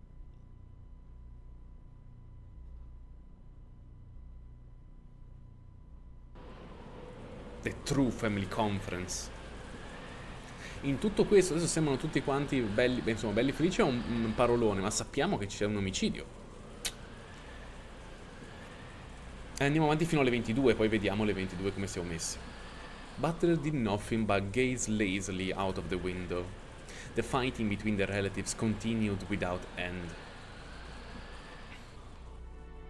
Oh, Rose! Mamma mia, da quanto tempo che non lo sentiamo. At first, the relatives had crowded around the study. However, no matter how much they knocked, the master of the study did not answer even once. Eva and the several others said that they should open the door with the second key, the one Genji held. Ciao Andrew! Ci becchiamo. However, in a flash of brilliance, Natsui said that Kinzo had been in a particularly bad mood and had taken back the key he had previously given Genji, meaning that he now had both keys himself. She claimed that it was therefore impossible for them to open the door. After she promised to let them meet Kinzo tomorrow morning, no matter what, they finally returned to the dining hall. But of course the argument continued on even after they returned here. Eva's group wanted a lot of cash very soon, but they were trying to threaten Kraus somehow and make him pay up. Apparently, Butler's solving of the epitaph which threatened Kraus' position as the next head had given the others a huge tailwind. On the other side, Kraus and Natsui denied the very basis of their argument, claiming that he had never been specified that the ownership of the gold would be handed over to the person who solved the epitaph. They asserted that he hadn't been hidden gold, but just Kinzo's stockpile, and it was still Kinzo's property, which meant it was only natural for it to be distributed after Kinzo's death with the rest of the inheritance. After hearing this, Eva's group once again started demanding they would be allowed to see Kinzo. He had probably been clear as far as they from the beginning, this siblings' fight could be only settled by Kinzo. It was obvious that this confrontation was between Eva's group, which wanted cash fast, and Kraus, who was hiding his lack of funds but still didn't need money right away. As Butler listened vaguely to this exchange, he marveled at how, despite their usual affluent airs, they were all surprisingly deep in debt. Didn't you already say that a short while ago? That's enough. Let's take a break. We are all repeating the same things over and over. According to the clock, it was almost midnight. It certainly was a perfect time for a break. A perfect time for a murder. The atmosphere relaxed just a bit. I agree. It do both sides some good to take a breather. Listen, why don't we take a record down for the rest? I had enough of fighting over what was or wasn't said. Seriously, we really can't do without a record of proceedings. Not when Nissan can so easily deny something he said before the words stopped bouncing off the walls. With a written record, just writing it would be a pain, and he'll be open to forgery. Right. Aniki, does this thing work? The tape set? I see. This way we can keep our record without bothering to write it down, and forgery will be impossible. It's fair for both sides. Make sure you don't mess anything up. Those are Father's precious music tapes. The dignified tapset had some sense of weight to it, which matched the majestic dining hall perfectly.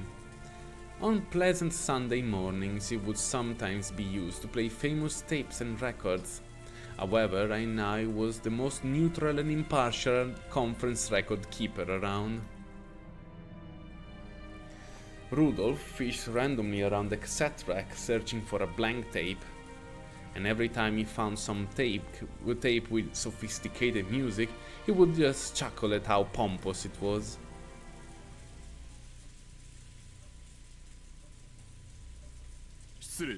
Excuse me, you called?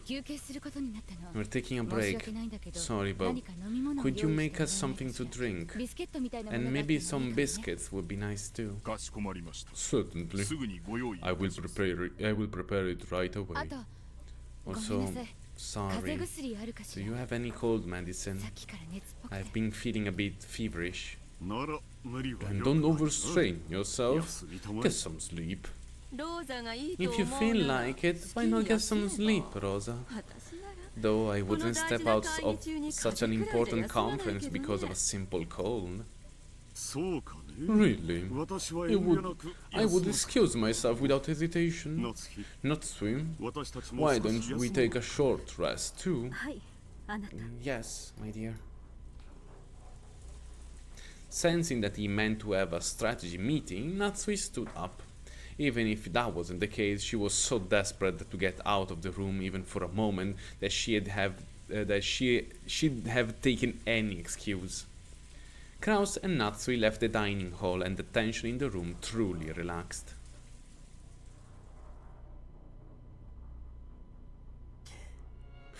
I've been doing great, Batara-kun. I imagine you just feel horrible. Think of this part as growing up and just accept it. As long as I'm going to have to... as long am... Perché as long? Just get as long.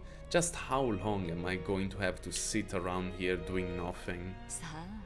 Who knows? After all, you're like our personal donation box. Sleepy?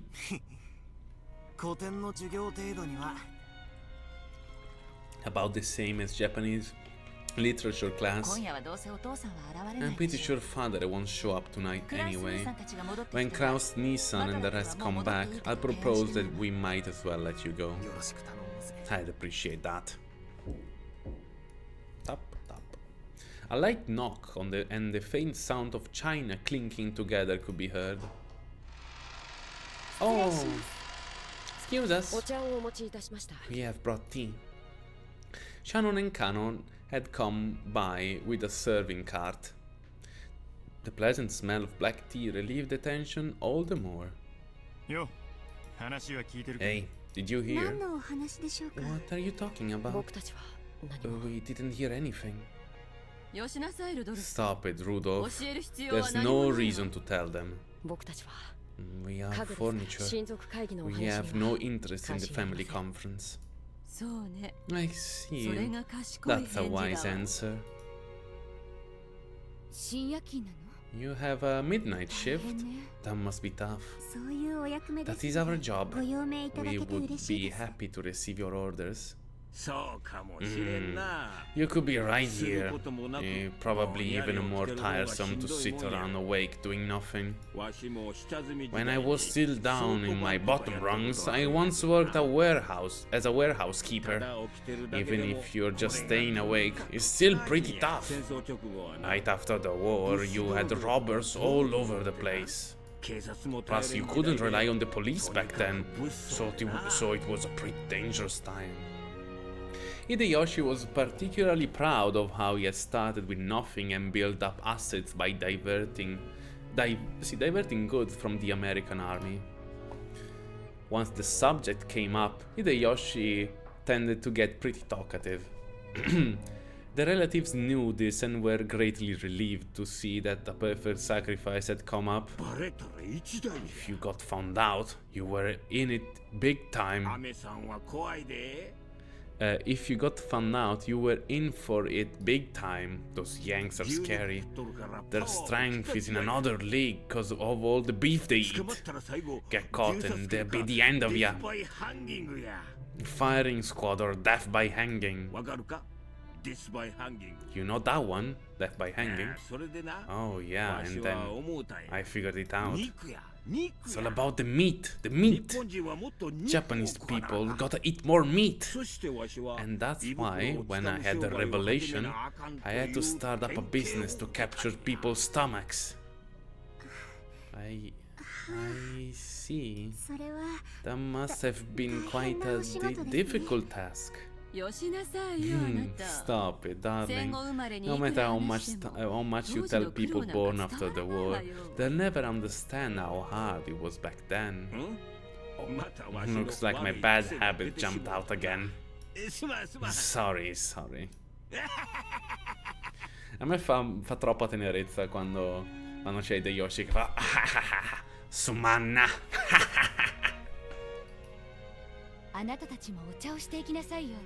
You two have some tea as well.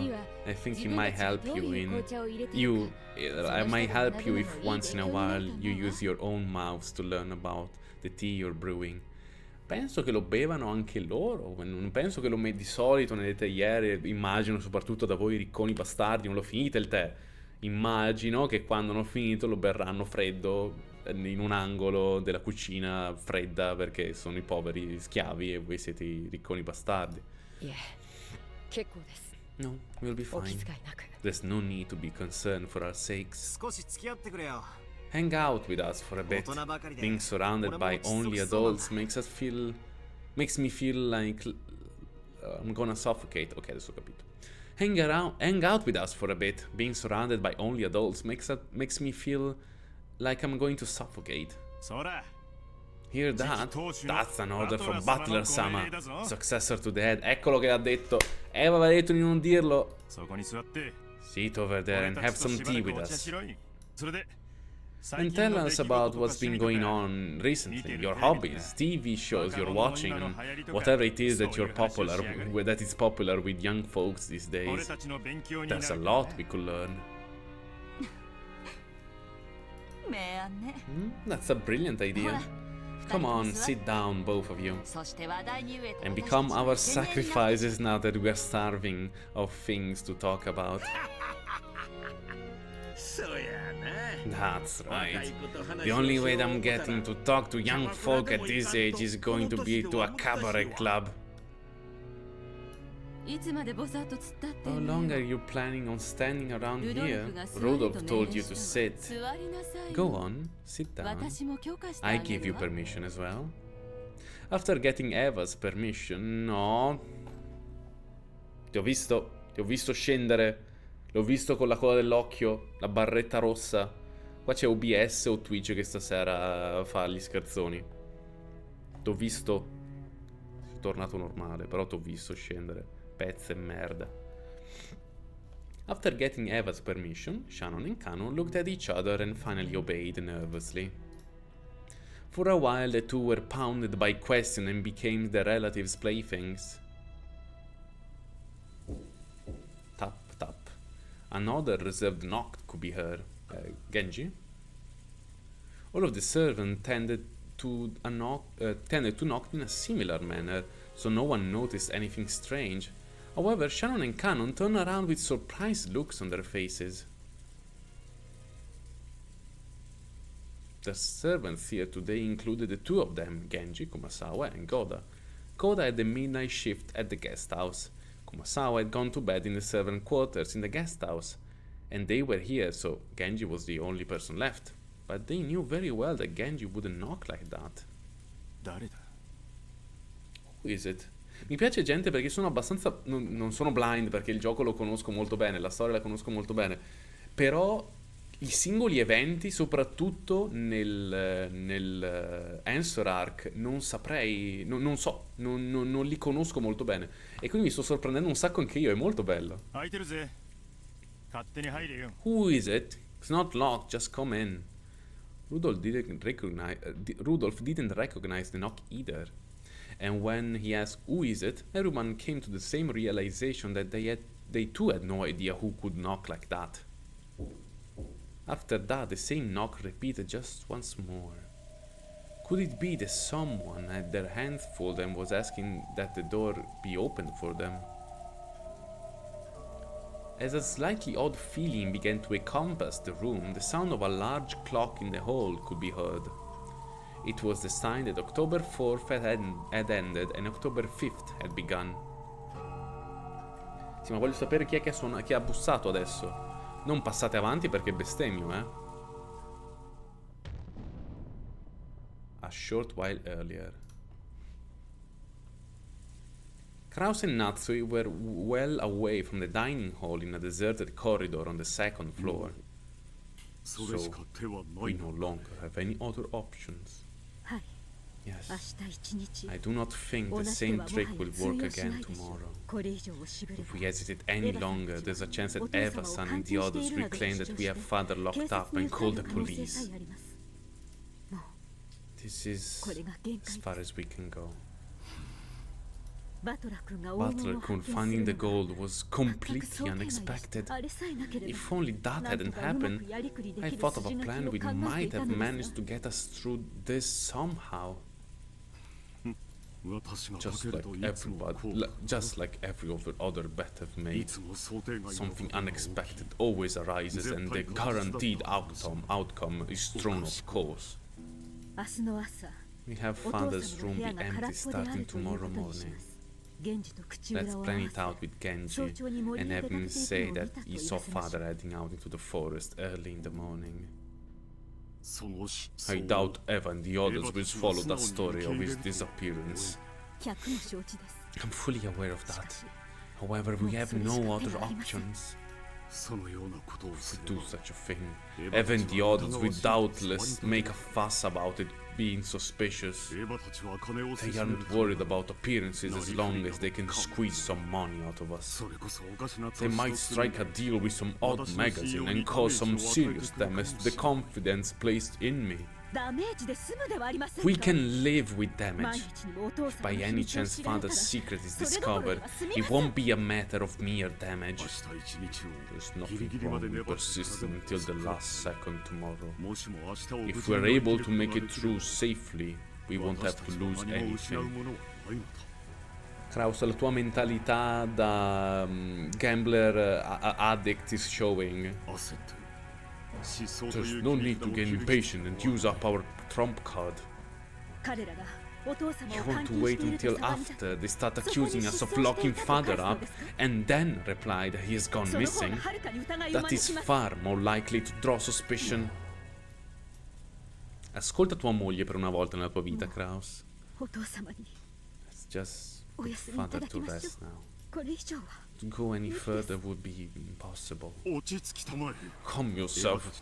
You've just had too much exposure to the toxin from Eva and the others that you've lost your composure.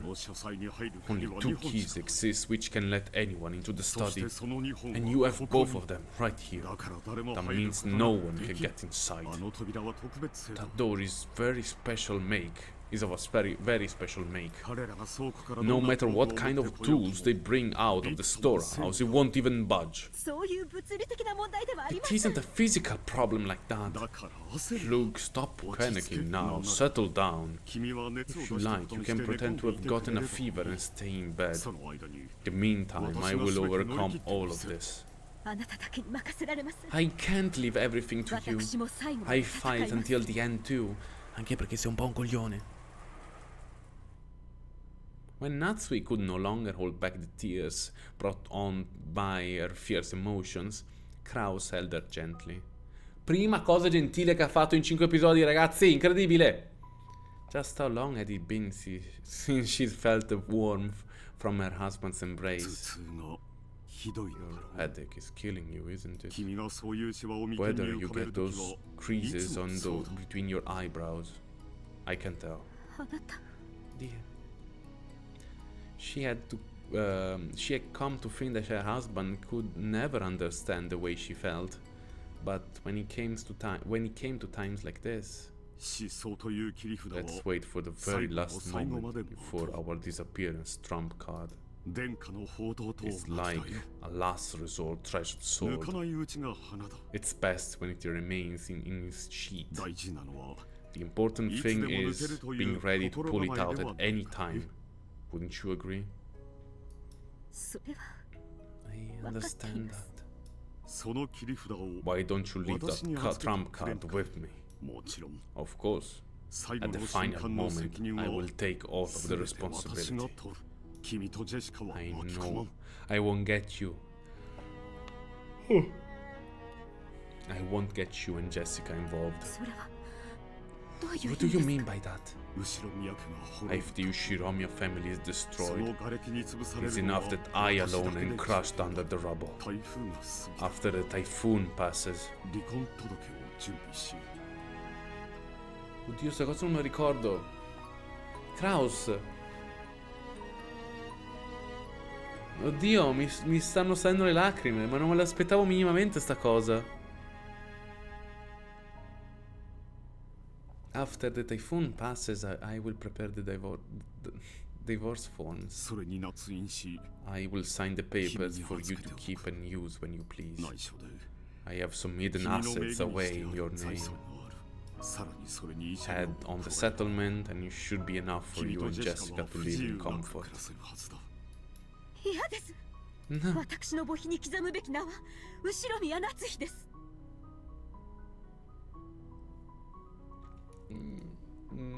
Natsui, non farmi così, dai. Ushiromiya Natsui is the name that should be engraved on my tombstone. Please let me be with you until the last moment.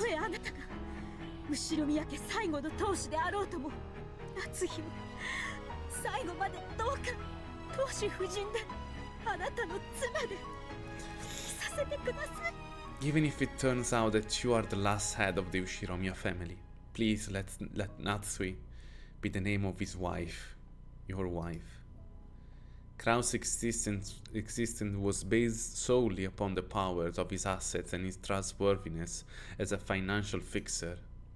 If those were both undermined, nothing would remain. Using the trump card of Kinzo's disappearance would mean losing one of those two essential supports. It was like offering your right arm to save your head from being cut off. It was probably better than losing your head, but you might still die from the blood loss.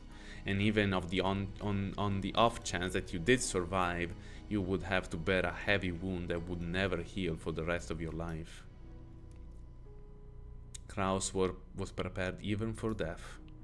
Natsu understood this, buried her face in Kraus' chest and cried.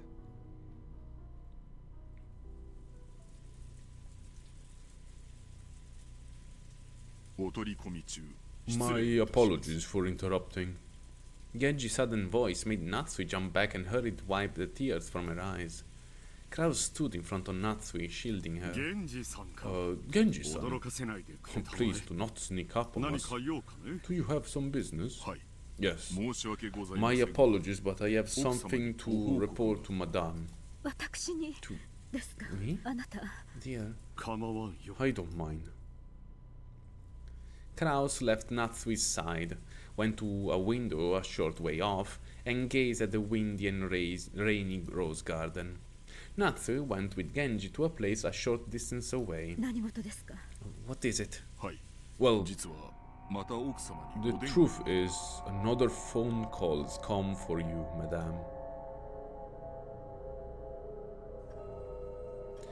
At that moment, she was surprised by a sudden eerie sound. It was the large clock in the hall announcing midnight. You don't mean that man again?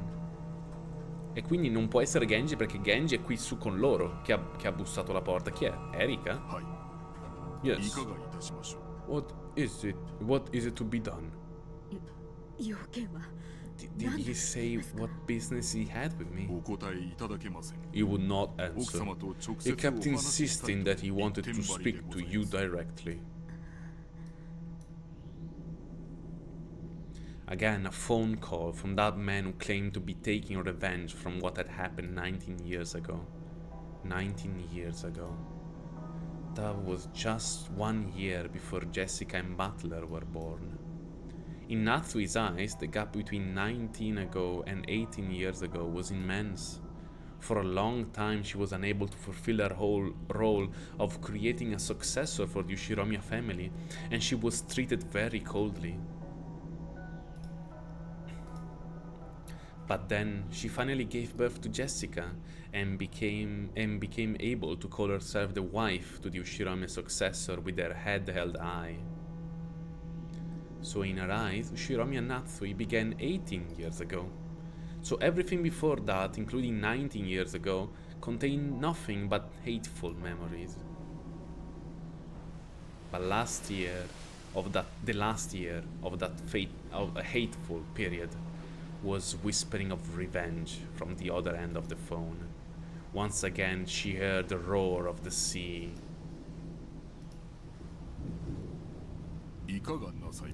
What is it to be done?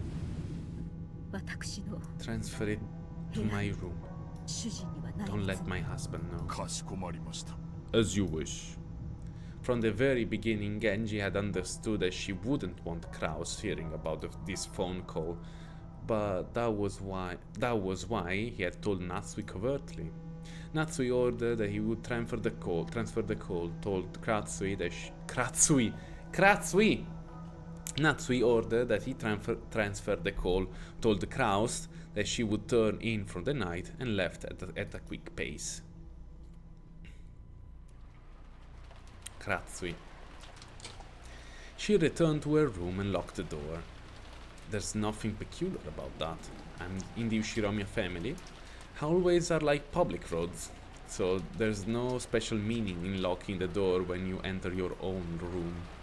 This is what she told herself. Then, as though he had been waiting for her, the telephone rang. Genji must have transferred the call. She took a deep breath, readied herself, and picked up the receiver. Hello? Again, it started with silence. She realized that the person at the other end was trying to keep her in suspense and make her feel uncomfortable, and she got angry. Why are you so silent? I'm hanging up.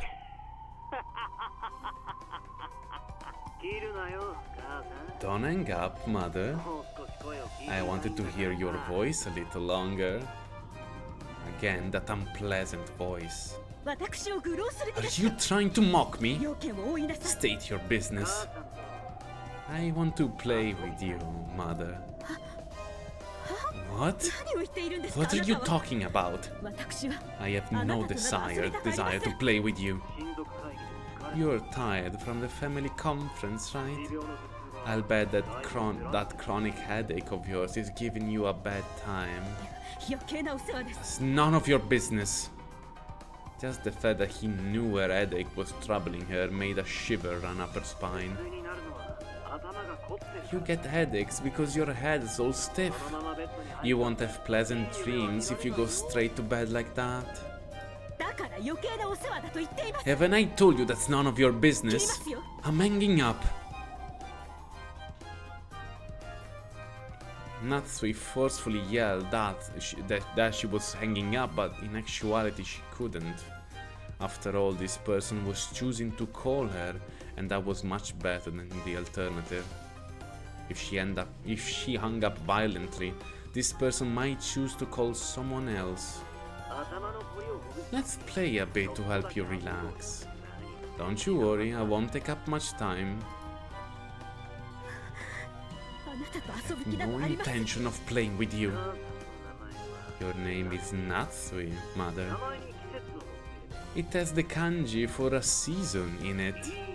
Pretty nice name. However, just because your name is Natsui, that doesn't necessarily mean that you're like summer. Which season is your real favorite, mother? You think I'll tell you? If you don't, I'll hang up. Are you sure you want that? It was clearly a threat. It meant that if she forced him to hang up the phone, anything might happen. Humiliated that she was forced to give in to a threat that made a man...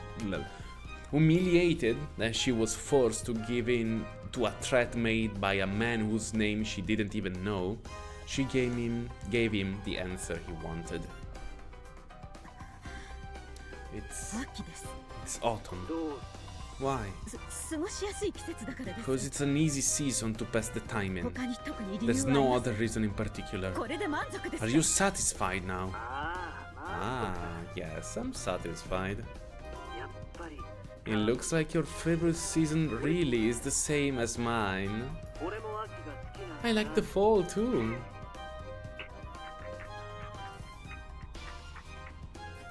Come ride. Liar. You just made that up. The man would no doubt have done the same thing no matter which season I said I liked. What is he after? What's so fun about making me uncomfortable like this? It's not nice to call someone a liar. I didn't make it up. I was already certain that you liked fall, mother. I can even show you proof. Proof? Yeah. Is there a clock in your room, mother? A clock?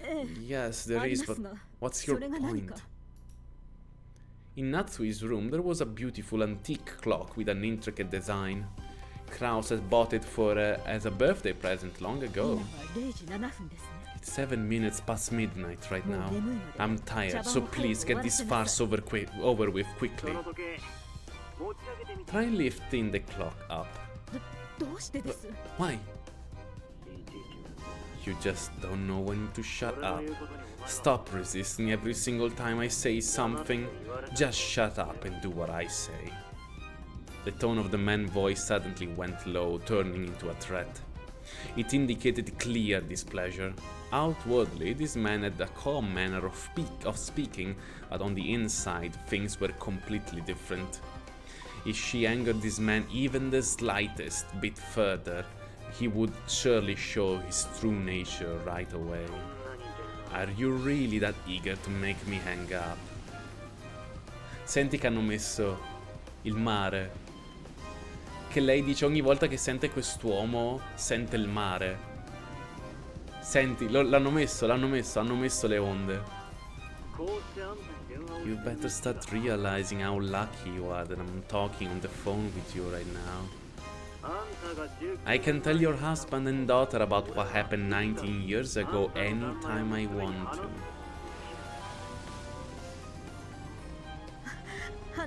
I don't know what you're talking about, but please don't get my husband and daughter involved. Natsui, che è successo 19 anni fa? I'm listening to everything you say. Then do what you're goddamn told. Once again, the man threatened me in a low voice, as though warning me or never to talk back to him again. Senti le onde. My head was filled with the pain from my headache and the sound of my beating heart and the roar of the sea. I couldn't disobey him anymore. As the man had ordered, I lifted up the antique clock. There lay something that resembled a single playing card. Huh? Perhaps it was the warranty for the clock? Thinking this, she took it and turned it over.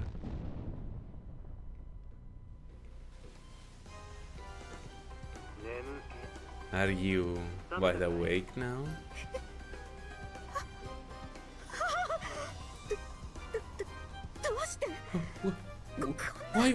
Why is this? Well, I'll be happy if your headache's gone down a bit. Tell me you're happy, mother.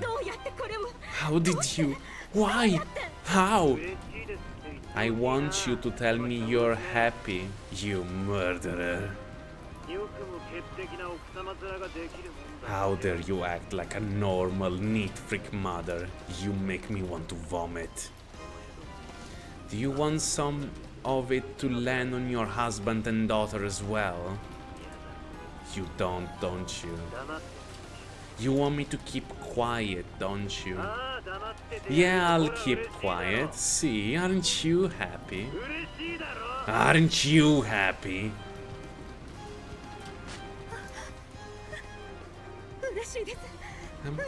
I'm happy. I'm happy.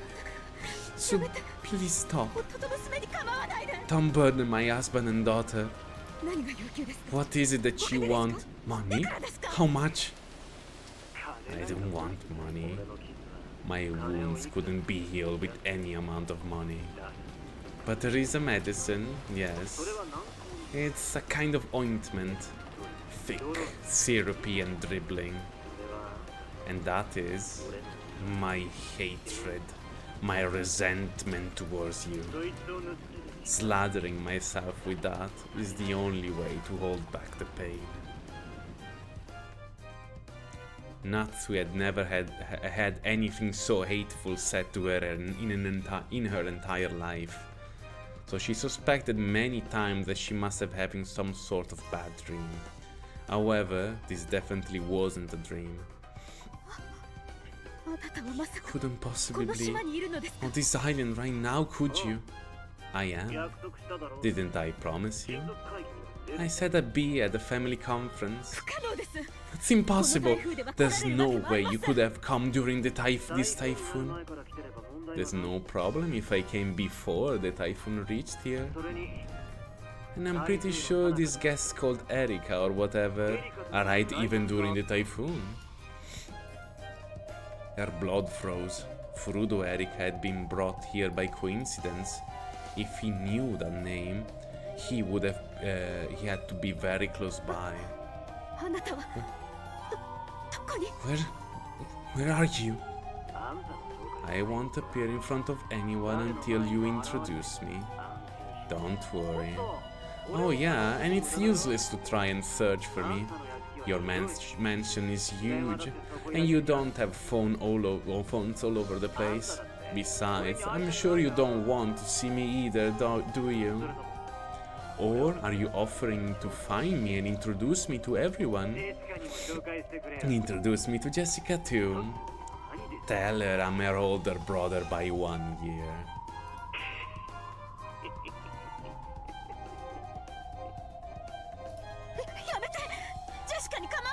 Stop it! Stay away from Jessica. I guess I've scared you a bit too much. That's all from me for tonight. But don't forget, you cannot disobey me. Understand, mother? Yes. I'm going to hang up for the night, but I have an order to be followed up until tomorrow morning. What is it? You may no longer leave that room tonight, and you may not make any phone calls. If the phone rings, you aren't allowed to pick up either. And you will turn the lights off right now, get to bed and sleep. Then you will wake up at your ordinary time. I'm sure it's nice to live a healthy life. I really am such a good son, working so hard for the sake of my mother's body. I understand. I'll sleep right now. I won't leave my room and I won't pick up the phone. So please, don't tell my husband and daughter. As long as you follow my orders, I'll keep your secret, mother. Don't disobey me. I'm already very close by. I can easily tell whether you've turned your lights off or whether you're on the phone. If you wish to, I could even kiss your sleeping face. I'll keep it. I'll keep my promise. Stop it. Just stop it. As she screamed, Natsu crushed the card she had found under the clock into a little ball. It had a pattern on it like tarot card, along with a single word. Autumn.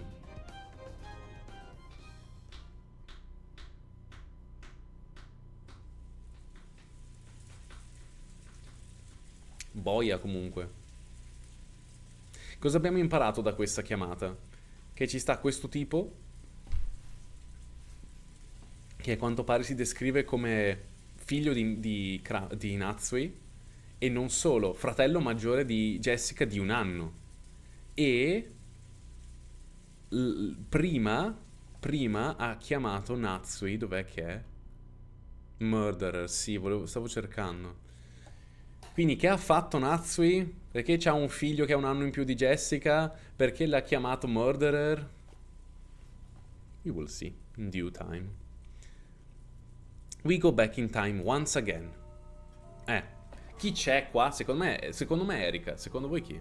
The large clock in the hall was right in the middle of striking midnight. Wondering who the person who had now knocked twice was, the relatives in the dining hall stared at the door. Rudolph told them to come in, but there was no answer. Until the end of that long tone marking the coming of midnight, which had come from the large clock in the hall shortly after the knock, they were unable to move in the slightest. Maybe their hands are full and they can't open it. Maybe. But it's a little creepy that they won't state their name. Should I open it? Do it. Canon nodded back and then slowly opened the door. Certo, ovviamente, Jover. What's that? Ah, una lettera. It's one of dead envelopes. Right behind the door, on the floor of the hallway, lay the envelope. There's no one in the hallway. Perhaps they placed this here and left. The adults flew out in the corridor as well, but they could not find any trace of anyone who might have knocked on the door. Barely an hour ago, mi sto inventando I nomi. Shannon and Canon had come in to serve tea. At that time, everyone has seen that nothing laid in that spot. Someone came here, knocked, left an envelope with the mark of the one-winged eagle on it, and left. Could it be? Could it have been the master? It's not unthinkable. Father, pretty much the only person in this mansion who would refuse to answer when asked who he was. I wouldn't put that past Kinzo. De Kinzo. Riassunto di episodio 4. That's not possible. If that's so, then why didn't Father come in here openly? That's right.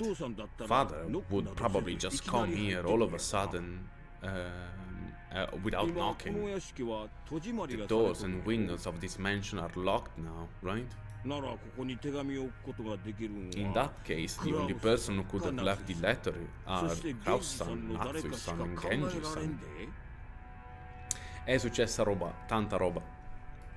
Facciamo magari un riassunto fine live, tanto manca un quarto d'ora. At this point the mansion had been completely locked up. Therefore, those in the garden house, the cousin, Nanjo, Goda, Kumasawa and Erika, could not have come here. Furthermore, since Kraus and Natsui and Genji were the only 3 who weren't in this room, one of those 3 had to be the one who set that letter down in the corridor. In that case, it was very likely that Kraus and the others had placed the letter there to make it seem like a message from Kinzo. I see. He'll have something written on it which is supposedly in father's name, saying that he won't accept Butler-kun as the next head, or something of the sort. It's ridiculous. I can't believe you try to pull such a childish trick, Nissan. It's not like I have any interest in being the next head. Give up. This is just your fate. Anyway, why don't we just read what's inside? Con d'accordo, Rudolph. Rudolph set the letter on the dining hall table and showed everyone the front and back. Almost like a magician does before performing his act to show that there are no tricks and no hidden mechanism. This envelope is without a doubt father's. Yes, there's no doubt. Father liked to use those envelopes for handwritten letters. What do you think, Shannon-chan? Yes, to my eyes as well, it looks like the type of envelope that the master uses. That doesn't mean that father was the one who wrote it. It would be pitifully easy for Nissan to snatch one of those from a drawer in father's study. Even Kraus-sama cannot easily enter the study. It might be hard for him to steal an envelope. Let's try opening it. We can think about this later. There's something in it. I wonder what. Rudolph often opened the envelope a bit roughly. Then a folded letter and a glittering object fell out. It was a ring. Wait a second. That is... Eva noticed it immediately and grabbed it. This is father's ring. It is the head's ring. What in the... Seriously? Are you sure it's father's ring? Could it be a replica? No, it's the real thing. I've always dreamed about wearing this ring on my finger someday. Even though father wore it on his finger, I know more about it than anyone else. This is father's ring, no doubt about it. Why is it here? Then it really was father who wrote this letter. The sender isn't dead. It's someone much more interesting. Then, who's the letter from? From the Ushiromiya family alchemist, the Golden Witch, Beatrice-sama. Rudolph showed everyone the part of the letter where that was written. It really did say that. It's from Beatrice? What's it say? I'll read it. Congratulations! I acknowledge that Butler-sama has spectacularly solved the riddle of the epitaph and reached the Golden Land. The gold belongs to him in its entirety. Furthermore, he is also the new head of the Ushiromiya family. As proof, I send the head's ring which Kinzo-sama left in my charge. Butler-sama, I beg you that you put this ring on, become the new master of the gold, and lead the Ushiromiya family into the future. I pray with utmost sincerity that you flourish as the new head. What the hell? I see, that just won't come out of his study. So Beatrice, the witch of the forest, has acknowledged Butler directly.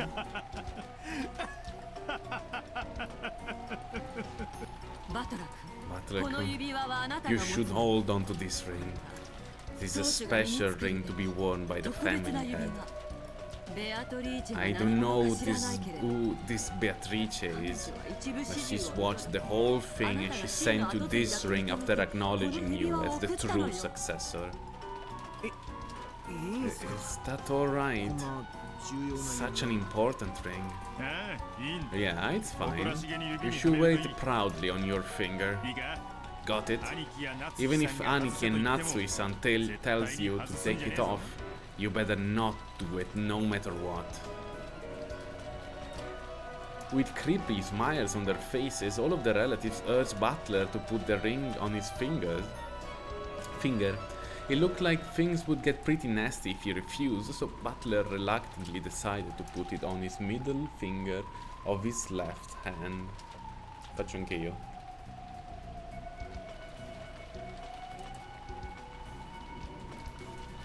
The ring was heavy and stiff. At that moment, Kraus returned. Kenji, mi invento I nomi di nuovo, Kenji. Genji came back as well immediately afterwards. My apologies. It looked like my wife isn't feeling very well, so she's gone to bed early. Did something happen? You all seem incredibly flustered. Butler-sama that? Immediately, Genji keenly spotted the thing that Butler had just put on his finger. Your eyesight's pretty good, Genji-san. Looks like you know whose ring this is. What? What are you talking about? From Kraus' questioning look, it was very difficult to imagine that he could have been the one who sent that letter there. Furthermore, his expression quickly changed into one of shock. That's right. It's the ring of the Ushiromiya family head. The family conference took up this new topic, and then the storm came once again.